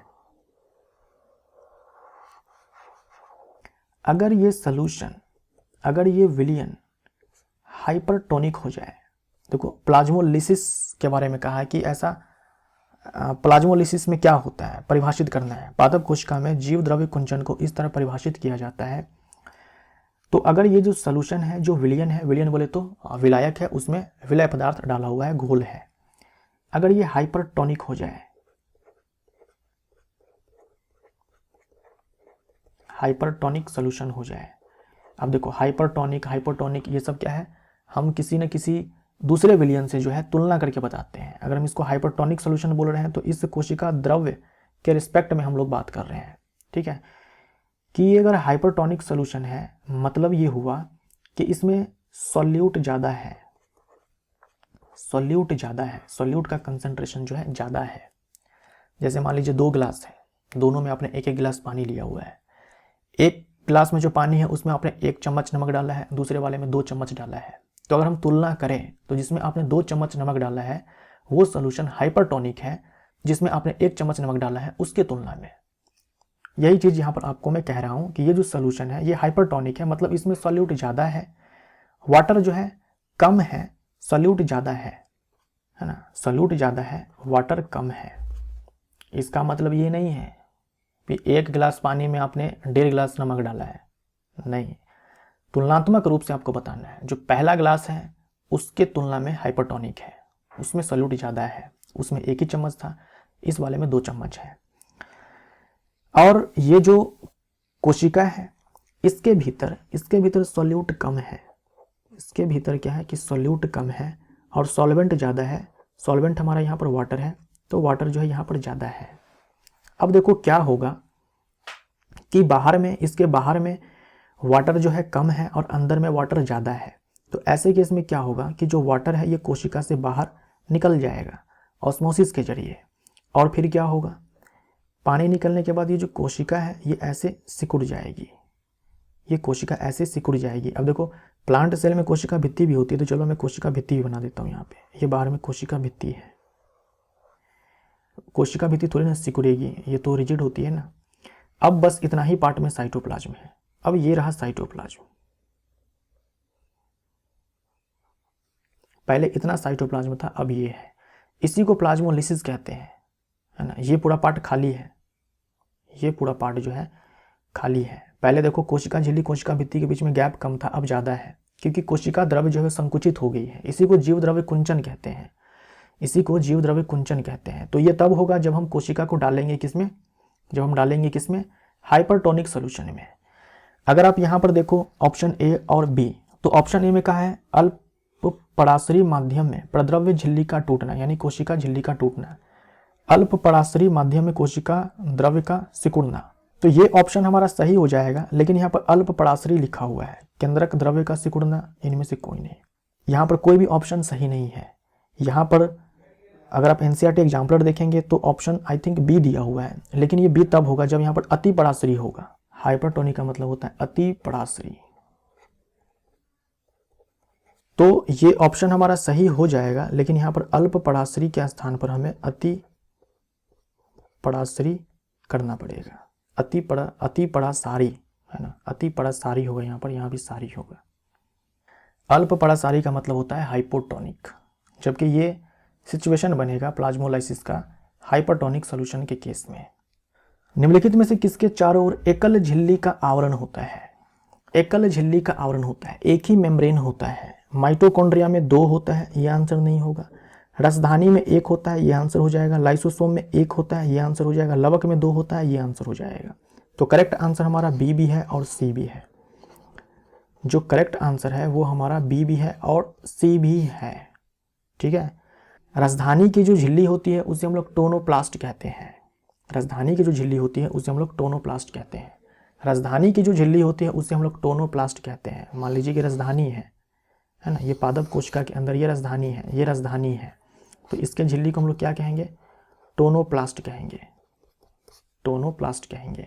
ये वैक्यूल है ना, ये क्या है, वैक्यूल है, राजधानी है। गलत वाक्य को ढूंढिए। गोल्जी उपकरण लाइसोसोम के बनने में शामिल होता है, सही है। जो लाइसोसोम के पास एंजाइम है उसको बनाने का काम आरईआर करती है, लेकिन पैक करने का काम गोल्जी इकाई करता है। केंद्रक माइटोकॉन्ड्रिया एवं लवक में डीएनए होता है, इसलिए ये अपने संरचनात्मक प्रोटीन बनाने में समर्थ है, बिल्कुल सही है। केंद्रक के अलावा माइटोकॉन्ड्रिया और लवक में डीएनए होता है। माइटोकॉन्ड्रिया को कोशिका का पावर हाउस कहा जाता है क्योंकि इनमें एटीपी का उत्पादन होता है, ये भी सही है। कोशिका द्रव्य को प्रद्रव्य भी कहा जाता है, गलत हो जाएगा। यानी साइटोप्लाज्म को हम लोग प्रोटोप्लाज्म भी कहते हैं, ये गलत हो जाएगा। जो साइटोप्लाज्म है ये प्रोटोप्लाज्म का एक पार्ट है, एक हिस्सा है। सही वाक्य को ढूंढिए। लाइसोसोम से भरे हुए एंजाइम रुक्ष अंतर्द्रव्यी जालिका यानी कि रफ एंडोप्लाज्मिक रेटिकुलम से बने होते हैं, ये सही है। लाइसोसोम का जो एंजाइम होता है उसको बनाने का काम जो है आरईआर करती है, पैक करने का काम गोल्जी इकाई करता है। रुक्ष अंतर्द्रव्यी जालिका एवं चिकनी अंतर्द्रव्यी जालिका क्रमशः लिपिड एवं प्रोटीन बनाती है। देखो आरईआर का काम होता है प्रोटीन बनाना, जबकि इसमें कहा गया है कि इसका काम है लिपिड बनाना, तो ये गलत हो जाएगा। ठीक उल्टा काम यहाँ पर दे रखा है। अंतर्द्रव्यी जालिका का कोशिका झिल्ली के नष्ट होने से संबंध है, गलत हो जाएगा। यूकैरियोटिक केंद्रक के केंद्रक द्रव्य में केंद्रकाभ होता है। यूकैरियोटिक केंद्रक के केंद्रक द्रव्य में केंद्रकाभ होता है, गलत हो जाएगा। केंद्रकाभ का मतलब न्यूक्लियोइड, और ये मैं आपको बहुत पहले ही बता चुका हूँ इसी वीडियो में कि जो न्यूक्लियोइड है ये मिलेगा आपको प्रोकैरियोट में। प्रोकैरियोटिक सेल जो होते हैं उनमें ट्रू न्यूक्लियस नहीं होता है, उनमें न्यूक्लियोइड होता है, केंद्रकाभ होता है। कौन सा कोशिका अंगक कोशिका के अंदर विषैले पदार्थ एवं औषधि को आविष्य रहित करने में मुख्य भूमिका निभाता है? यह है आपका चिकनी अंतर्द्रव्यी जालिका। चिकनी अंतर्द्रव्यी जालिका जो स्मूथ एंडोप्लाज्मिक रेटिकुलम है, इसका काम तो हम लोगों ने देखा कि लिपिड का संश्लेषण है, लिपिड बनाना इसका काम है। साथ में जो लिवर सेल्स होते हैं उनमें ये जो SER होती है, SER स्मूथ एंडोप्लाज्मिक रेटिकुलम, इसका काम डिटॉक्सिफिकेशन का भी होता है, डिटॉक्सिफिकेशन का भी होता है। अगर कोशिका में कोई विषैला पदार्थ है या फिर जो हम ड्रग्स खाते हैं उसका कोई टॉक्सिक इफेक्ट है तो उसको खत्म करने का काम जो है ये SER करती है, स्मूथ एंडोप्लाज्मिक रेटिकुलम करती है। डिटॉक्सिफिकेशन का काम जो है ये स्मूथ एंडोप्लाज्मिक रेटिकुलम के द्वारा किया जाता है। पूछ दे कौन से सेल में, तो लिवर सेल में। कोशिका झिल्ली निर्माण के लिए आवश्यक प्रोटीन एवं लिपिड का उत्पादन निम्नलिखित द्वारा किया जाता है। भाई प्रोटीन का निर्माण तो रफ एंडोप्लाज्मिक रेटिकुलम कर देगी, लिपिड का निर्माण स्मूथ एंडोप्लाज्मिक रेटिकुलम कर देगी, और जो कोशिका झिल्ली है ये बनी होती है लिपोप्रोटीन से। तो आंसर हमारा हो जाएगा कोशिका झिल्ली, सॉरी माफ करिएगा, आंसर हो जाएगा, देखो यहां पर केवल रुक्ष अंतर्द्रव्यी जालिका दे रखा है। ये दोनों जो है ये टाइप्स हैं एंडोप्लाज्मिक रेटिकुलम के, तो यहां पर केवल होना चाहिए था अंतर्द्रव्यी जालिका, अंतर्द्रव्यी जालिका, लेकिन यहां पर दे रखा है RER, जिसका काम प्रोटीन बनाना होता है, लिपिड बनाना नहीं होता है ना, लिपिड बनाना नहीं होता है। ठीक है, तो मैं इसका आंसर जो है यहां पर टिक मारूंगा एंडोप्लाज्मिक रेटिकुलम। लेकिन मान लीजिए आपके एग्जाम में एग्जैक्ट इसी विकल्प के साथ आ जाए तो आप आंसर ए टिक मार देना। प्रोकैरियोट का अपरिभाषित केंद्र क्षेत्र कहलाता है। देखिए दो कोशिका में बनाता हूं, ये कोशिका है यूकैरियोट का, इसमें क्या होगा, न्यूक्लियस है, ये न्यूक्लियस जो है डबल मेम्ब्रेनस होती है, मैंने एक और मेम्ब्रेन बना दिया यहाँ पर। चलिए कोशिका द्रव्य भी मैं यहाँ पर बनाता हूँ, और इसमें होगा क्रोमेटिन या फिर बोल दो DNA। इसमें क्या होगा, DNA। ये क्या है, DNA है, ये क्या है, DNA है, DNA। और साथ में हिस्टोन भी यहाँ पर आप चाहो तो लिख सकते हो, DNA प्लस हिस्टोन। ये मैंने क्या बनाया, न्यूक्लियस बनाया, ये मैंने न्यूक्लियस बनाया, ये मैंने बना दिया न्यूक्लियस। न्यूक्लियर मेम्ब्रेन है, ये न्यूक्लियस जो है इसके चारों तरफ जो है ये झिल्ली होती है जिसे न्यूक्लियर मेम्ब्रेन कहते हैं, न्यूक्लियर मेम्ब्रेन कहते हैं, केंद्रक झिल्ली कहते हैं। दो झिल्लियां होती है, बाहर वाली अंदर वाली, और उसके अंदर जो है DNA प्लस हिस्टोन प्रोटीन है।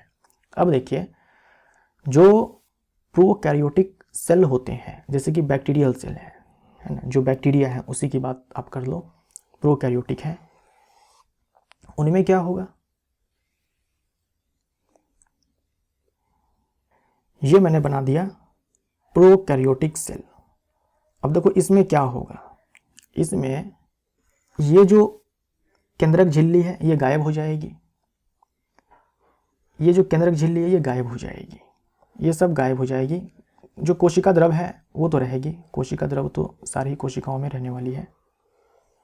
ये कोशिका द्रव जो है मैंने बना दिया, यहाँ पे मैंने क्या गायब कर दिया, यहाँ पर कोशिका झिल्ली मैंने गायब कर दिया। अब देखिए जो प्रोकैरियोटिक कोशिका होती है उसमें केवल DNA मिलेगा आपको, हिस्टोन नहीं मिलेगा, केवल DNA ओनली। यहाँ पर DNA प्लस हिस्टोन है, लेकिन केंद्रक के अंदर है ना, केंद्रक झिल्ली के भीतर है, यहाँ पर तो केंद्रक झिल्ली ही नहीं है। ऐसे ही कोशिका द्रव में जो है नग्न पड़ा हुआ है ना, नग्न पड़ा हुआ है, नेकेड है। ये जो DNA है प्रोकैरियोटिक सेल में ये क्या है, नेकेड है, नेकेड DNA है, नग्न DNA है, किसी केंद्रक झिल्ली के भीतर नहीं है। तो ये जो पूरा रीजन है ना, ये जो पूरा रीजन है, ये जो पूरा रीजन है, इसी को न्यूक्लियोइड कहा जाता है, इसी को न्यूक्लियोइड कहा जाता है। या फिर आप ये भी बोल सकते हो कि जो ये जो जेनेटिक मटेरियल है प्रोकैरियोटिक सेल के अंदर उसे हम लोग न्यूक्लियोइड कहते हैं। या फिर ये जो क्षेत्र है कोशिका द्रव में जहाँ पर ये DNA पड़ा हुआ है अनुवांशिक पदार्थ, उसे न्यूक्लियोइड कहते हैं, केंद्रकाव कहते हैं। तो प्रोकैरियोट का अपरिभाषित केंद्र क्षेत्र कहलाता है केंद्रकाव। यहाँ पर आप लिख लें कि ये है यूकैरियोटिक सेल और ये है प्रोकैरियोटिक सेल। कोशिका अंगक जो सरल शर्करा को जटिल शर्करा में बदलने में शामिल है। देखिए, जो स्मूथ एंडोप्लाज्मिक रेटिकुलम है ये बनाती है लिपिड। देख लो, ये लिपिड बना ली, ये लिपिड बना दी। इस लिपिड को भेज दिया जाएगा कहाँ? गोल्जी कॉम्प्लेक्स में, गोल्जी काई में या गोल्जी उपकरण में, यहाँ भेज दिया जाएगा। ये गोल्जी कॉम्प्लेक्स क्या करेगा? ये कर देगा थोड़ा सा मॉडिफिकेशन, ये इसको मॉडिफाई कर देगा। मॉडिफाई करने के बाद क्या होगा? जैसे लिपिड में इसने कार्बोहाइड्रेट जोड़ दिया है ना, कार्बोहाइड्रेट जोड़कर मॉडिफाई कर दिया इस लिपिड को। उसके बाद इसको पैक कर देगा, ये पैक कर दिया वेसिकल के फॉर्म में जो है इसको पैक कर देगा। ये जो स्ट्रक्चर बना ना, इसी को वेसिकल कहते हैं। ऐसे ही जो रफ एंडोप्लाज्मिक रेटिकुलम है ये प्रोटीन बनाएगी, ये प्रोटीन बना दी और फिर इसको भेज दिया जाएगा गोल्जी कॉम्प्लेक्स। गोल्जी कॉम्प्लेक्स वापस से वही काम करने वाला है। इसमें थोड़ा सा मॉडिफिकेशन करके, चलो इसमें मैं मॉडिफिकेशन कर देता हूँ। यहाँ भी मैंने थोड़ा सा मॉडिफिकेशन कर दिया, यहाँ भी मैंने थोड़ा सा मॉडिफिकेशन कर दिया। ग्रीन डॉट दिखा रहा है कि मॉडिफाई किया गया है, ठीक है। और फिर इसको पैक कर दिया जाएगा वेसिकल के फॉर्म में। अब जहाँ पर इसका काम है, इस दोनों का जहाँ पर काम है, चाहे कोशिका के बाहर चाहे कोशिका के भीतर ही कहीं पर काम है, वहाँ पर इसको भेज दिया जाएगा, तो जो गोल्जी उपकरण है, इसका मेन जो फंक्शन है, मेन जो काम है, ये पैकेजिंग का है। मेन जो काम है इसका ये पैकेजिंग का ही है। जो भी एंडोप्लाज्मिक रेटिकुलम पदार्थ को बनाती है उसको ये क्या करता है? पैक करता है। साथ में इसका काम है कि जो सिंपल शुगर होता है, सिंपल शर्करा, सरल शर्करा, इसको जटिल शर्करा में कन्वर्ट करता है, कॉम्प्लेक्स शुगर में कन्वर्ट करता है। निम्नलिखित में से कौन सा रसधानी का कार्य नहीं है? रसधानी का कार्य नहीं है। देखिए, जो रसधानी है इसको कहा जाता है स्टोरेज बैग।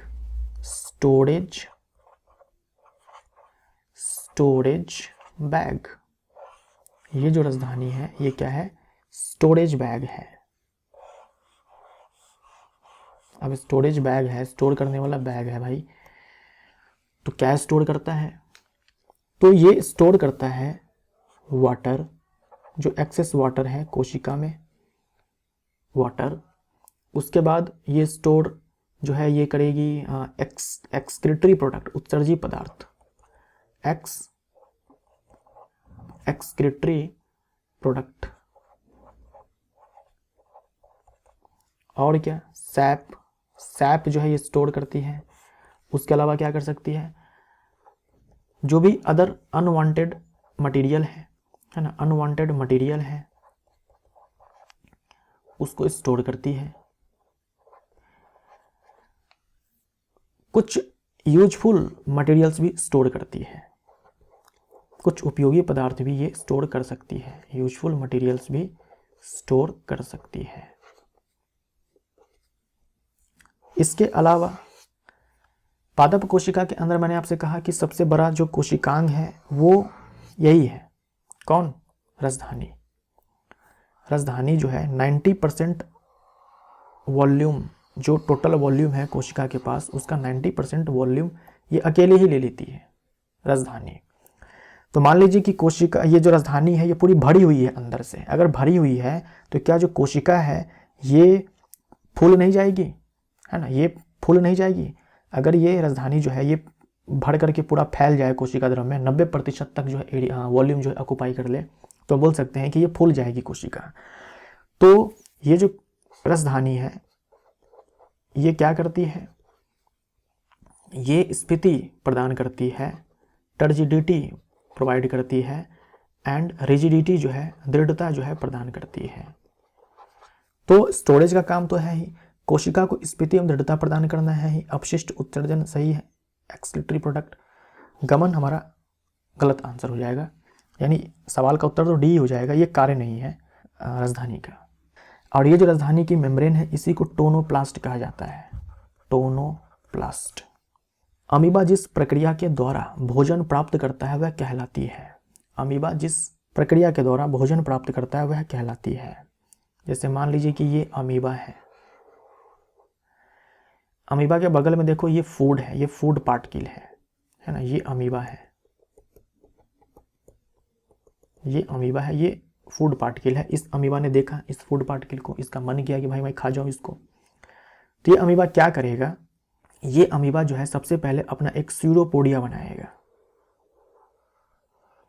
इस प्रकार से जो है ये स्यूडोपोडिया बनाएगा और फूड पार्टिकल को ये अपने अंदर ऐसे लेगा। इसको बोलते हैं स्यूडोपोडिया, कूटपाद, हिंदी में बोलेंगे कूटपाद, मतलब असली का पैर नहीं है, नकली का पैर है ये स्यूडोपोडिया। और ये फूड पार्टिकल को जो है ये अपने भीतर ले लेगा, ये फूड पार्टिकल को जो है अपने भीतर ये ले लेगा।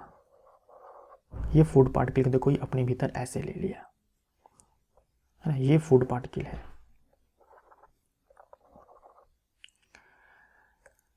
ये जो बना ना यहां पर, इसको बोलते हैं फूड वैक्यूल, फूड वैक्यूल। और ये जो कोशिका के अंदर जो चीजों को लिया जाता है इसको कहा जाता है एंडोसाइटोसिस, एंडोसाइटोसिस, एंडोसाइटोसिस। तो हम बोल सकते हैं कि फूड पार्टिकल का एंडोसाइटोसिस हुआ है, कोशिका के भीतर जो है ले लिया गया है, कोशिका के भीतर जो है ले लिया गया है। अब क्या होगा, इस फूड पार्टिकल को ये तोड़ देगा। फूड पार्टिकल को तोड़ने के बाद जो भी ये पचा सकता है ये पचा लेगा, है ना, वो पचा लेगा। और जो भी नहीं पचेगा उसको ये बाहर निकाल देगा, उसको ये बाहर निकाल देगा। तो बाहर कैसे निकालेगा, एक्जोसाइटोसिस के जरिए, एक्जोसाइटोसिस के जरिए, एक्जोसाइटोसिस के जरिए। इससे क्या करेगा, रिमूव करेगा, रिमूवल में काम आएगा और ये अंदर लेने में, है ना।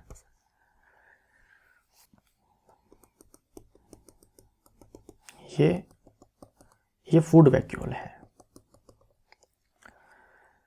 जो अमीबा है ये यूनिसेलुलर है, एक कोशिकीय है, यूकैरियोट है, प्रोटिस्टा जगत का जीव है, ठीक है, प्रोटिस्टा जगत का जीव है। आंसर हमारा बी हो जाएगा। निम्न में से किसकी कोशिका भित्ति सेलुलोज से नहीं बनी है। तो यहाँ पर देखो हाइड्रीला है, आम वृक्ष है और कैक्टस है। ये सारे के सारे जो है ये प्लांट है और प्लांट की जो कोशिका भित्ति होती है, प्लांट की जो कोशिका भित्ति होती है वो सेलुलोज से बनी होती है। जीवाणु हमारा आंसर हो जाएगा। सिल्वर नाइट्रेट का घोल किसी एक के अध्ययन में इस्तेमाल होता है। Silver nitrate, silver nitrate AgNO3, ये है सिल्वर नाइट्रेट। आंसर है गोल्जी उपकरण। देखिए गोल्जी उपकरण की खोज, ये खोज जो है कैमिलो गोल्जी ने की थी, कैमिलो गोल्जी ने की थी 1898 में, कैमिलो गोल्जी ने की थी। और इसी के अध्ययन के लिए इन्होंने सिल्वर नाइट्रेट घोल का इस्तेमाल किया था। और एक रिएक्शन है जो आप याद रखेंगे, ब्लैक रिएक्शन, कि ब्लैक रिएक्शन का इस्तेमाल किसके स्टडी के लिए किया था, गोल्जी उपकरण के लिए किया था। किसने किया था, कैमिलो गोल्जी ने किया था। केंद्रक के अलावा वह अंगक जिसमें डीएनए होता है, क्लोरोप्लास्ट और माइटोकॉन्ड्रिया, सी हमारा आंसर। निम्नलिखित में से किसको कोशिका की रसोई कहा जाता है, kitchen house of the cell कहा जाता है। हरित लवक को, क्लोरोप्लास्ट को, क्योंकि इसमें फोटोसिंथेसिस होता है। कोशिका में लिपिड अणुओं को निम्न के द्वारा संश्लेषित किया जाता है। तो लिपिड अणुओं को संश्लेषित किया जाता है चिकनी अंतर्द्रव्यी जालिका के द्वारा। यह स्मूथ एंडोप्लाज्मिक रेटिकुलम जो लिपिड बनाएगी। यह रफ एंडोप्लाज्मिक रेटिकुलम जो प्रोटीन बनाएगी।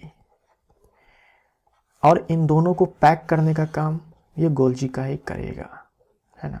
पैकेजिंग करेगा और क्या करेगा, मॉडिफिकेशन करेगा। अगर कुछ करना हुआ मॉडिफाई तो पैकेजिंग एंड मॉडिफिकेशन का काम गोल्जी उपकरण करेगा। नई कोशिका का निर्माण पूर्व स्थित कोशिका से होने की बात किसने बताई? मैंने आपसे कहा था कि श्लाइडन एंड श्वान ने कोशिका सिद्धांत दिया, राइट। कोशिका सिद्धांत दिया, कहा कि कोशिका जो है, जो भी जीव है वो कोशिकाओं से बनती है, लेकिन इन्होंने ये नहीं कहा कि नई कोशिका का निर्माण कैसे होता है। बाद में आते हैं रुडोल्फ विर्चो। जब रुडोल्फ विर्चो आए तो उन्होंने कोशिका सिद्धांत में थोड़ा सा मॉडिफिकेशन किया, एक लाइन और उन्होंने ऐड कर दिया कि जो नई कोशिका है ये पूर्व स्थित कोशिकाओं से ही बनती है। नई कोशिका का निर्माण जो है पूर्व स्थित कोशिकाओं से ही होता है, कोशिका विभाजन के जरिए।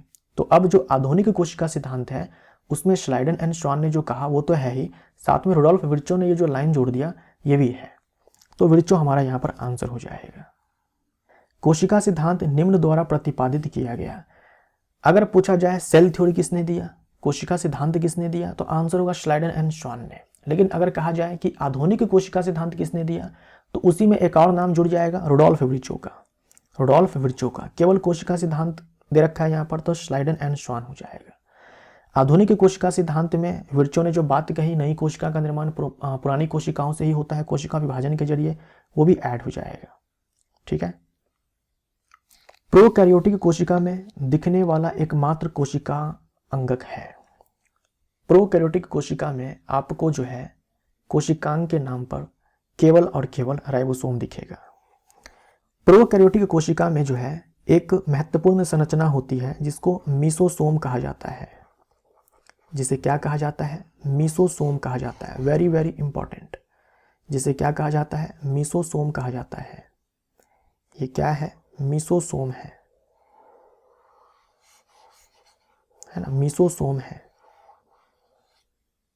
क्या काम है इसका?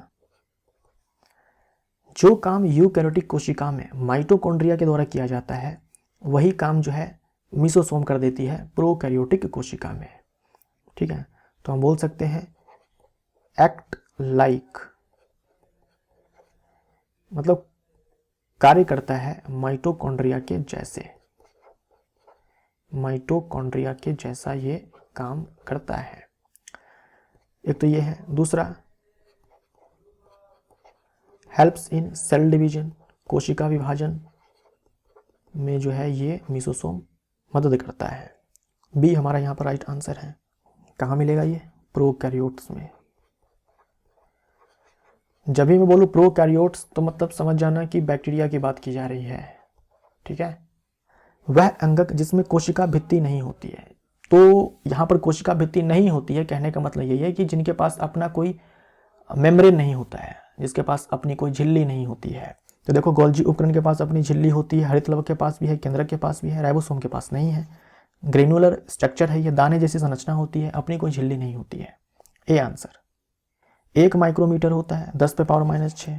लाइसोसोम उत्पन्न होते हैं, लाइसोसोम उत्पन्न होते हैं गोल्जी उपकरण से। रफ एंडोप्लाज्मिक रेटिकुलम के द्वारा एंजाइम्स बनाए जाते हैं लाइसोसोम के, उसको पैक किया जाता है गोल्जी उपकरण के द्वारा। सजीव कोशिकाएं निम्न के द्वारा खोजी गई। जीवित कोशिका जो है खोजी गई ल्यूवेनहॉक के द्वारा, ल्यूवेनहॉक के द्वारा। सी हमारा आंसर। निम्नलिखित कथनों में से विसंगत कथन को चुनिए। अर्ध पारगम्य झिल्ली से होकर जाने वाले जल की गति उसमें घुले हुए पदार्थ की मात्रा से प्रभावित होती है। ये बिल्कुल सही है। जल की गति इस बात पर डिपेंड करती है कि जल में जो घुले हुए पदार्थ हैं उनकी मात्रा क्या है। तो जो सेमी परमेबल मेम्ब्रेन होती है उससे जो जल गुजर रहा है, जल की गति हो रही है, उसकी गति जो है ये प्रभावित होती है कि जल में जो पदार्थ घुले हुए हैं उसकी मात्रा क्या है, क्योंकि वहीं से डिसाइड होगा कि हाइपोटोनिक है या हाइपरटोनिक है। झिल्ली कार्बनिक अणुओं जैसे प्रोटीन और लिपिड से बनी होती है, फॉस्फोलिपिड प्लस प्रोटीन से बनी होती है। कार्बनिक विलायक में घुलनशील अणु झिल्ली से होकर आसानी से गुजर जाते हैं। सही है। कार्बनिक विलायक ऑर्गेनिक सॉल्वेंट में घुलनशील अणु झिल्ली में से होकर आसानी से गुजर जाते हैं। सही है। पादपों में कोशिका झिल्ली काइटिन शर्करा की होती है, ये गलत हो जाएगा। काइटिन शर्करा की तो कवक में होती है। तो जो भी आपने अभी पढ़ा उसका PDF डाउनलोड करने के लिए या फिर A4 साइज में केवल सवालों का PDF डाउनलोड करने के लिए आप हमारे ऐप को डाउनलोड कीजिए प्ले स्टोर से। डाउनलोड कीजिए, वहाँ पर साइनअप कीजिए और यहाँ पर आप क्लिक करेंगे तो फ्री मटेरियल आपको मिलेगा, उसी में आपको ये PDF मिल जाएगा, जो भी मैंने आपको यहाँ पर ये सब पढ़ाया और साथ में सवालों का जो A4 साइज में PDF है वो। लिंक आपको मिलेगा कमेंट बॉक्स में एंड डिस्क्रिप्शन बॉक्स में, एंड टेलीग्राम चैनल को भी ज़रूर से ज़रूर ज्वाइन कर लेना आप। तो यहाँ पर ये चैप्टर जो है हमारा समाप्त होता है। वीडियो अगर आपको अच्छा लगा हो तो प्लीज़ आप वीडियो को लाइक ज़रूर करें, वीडियो को लाइक ज़रूर करें। Thank you so much.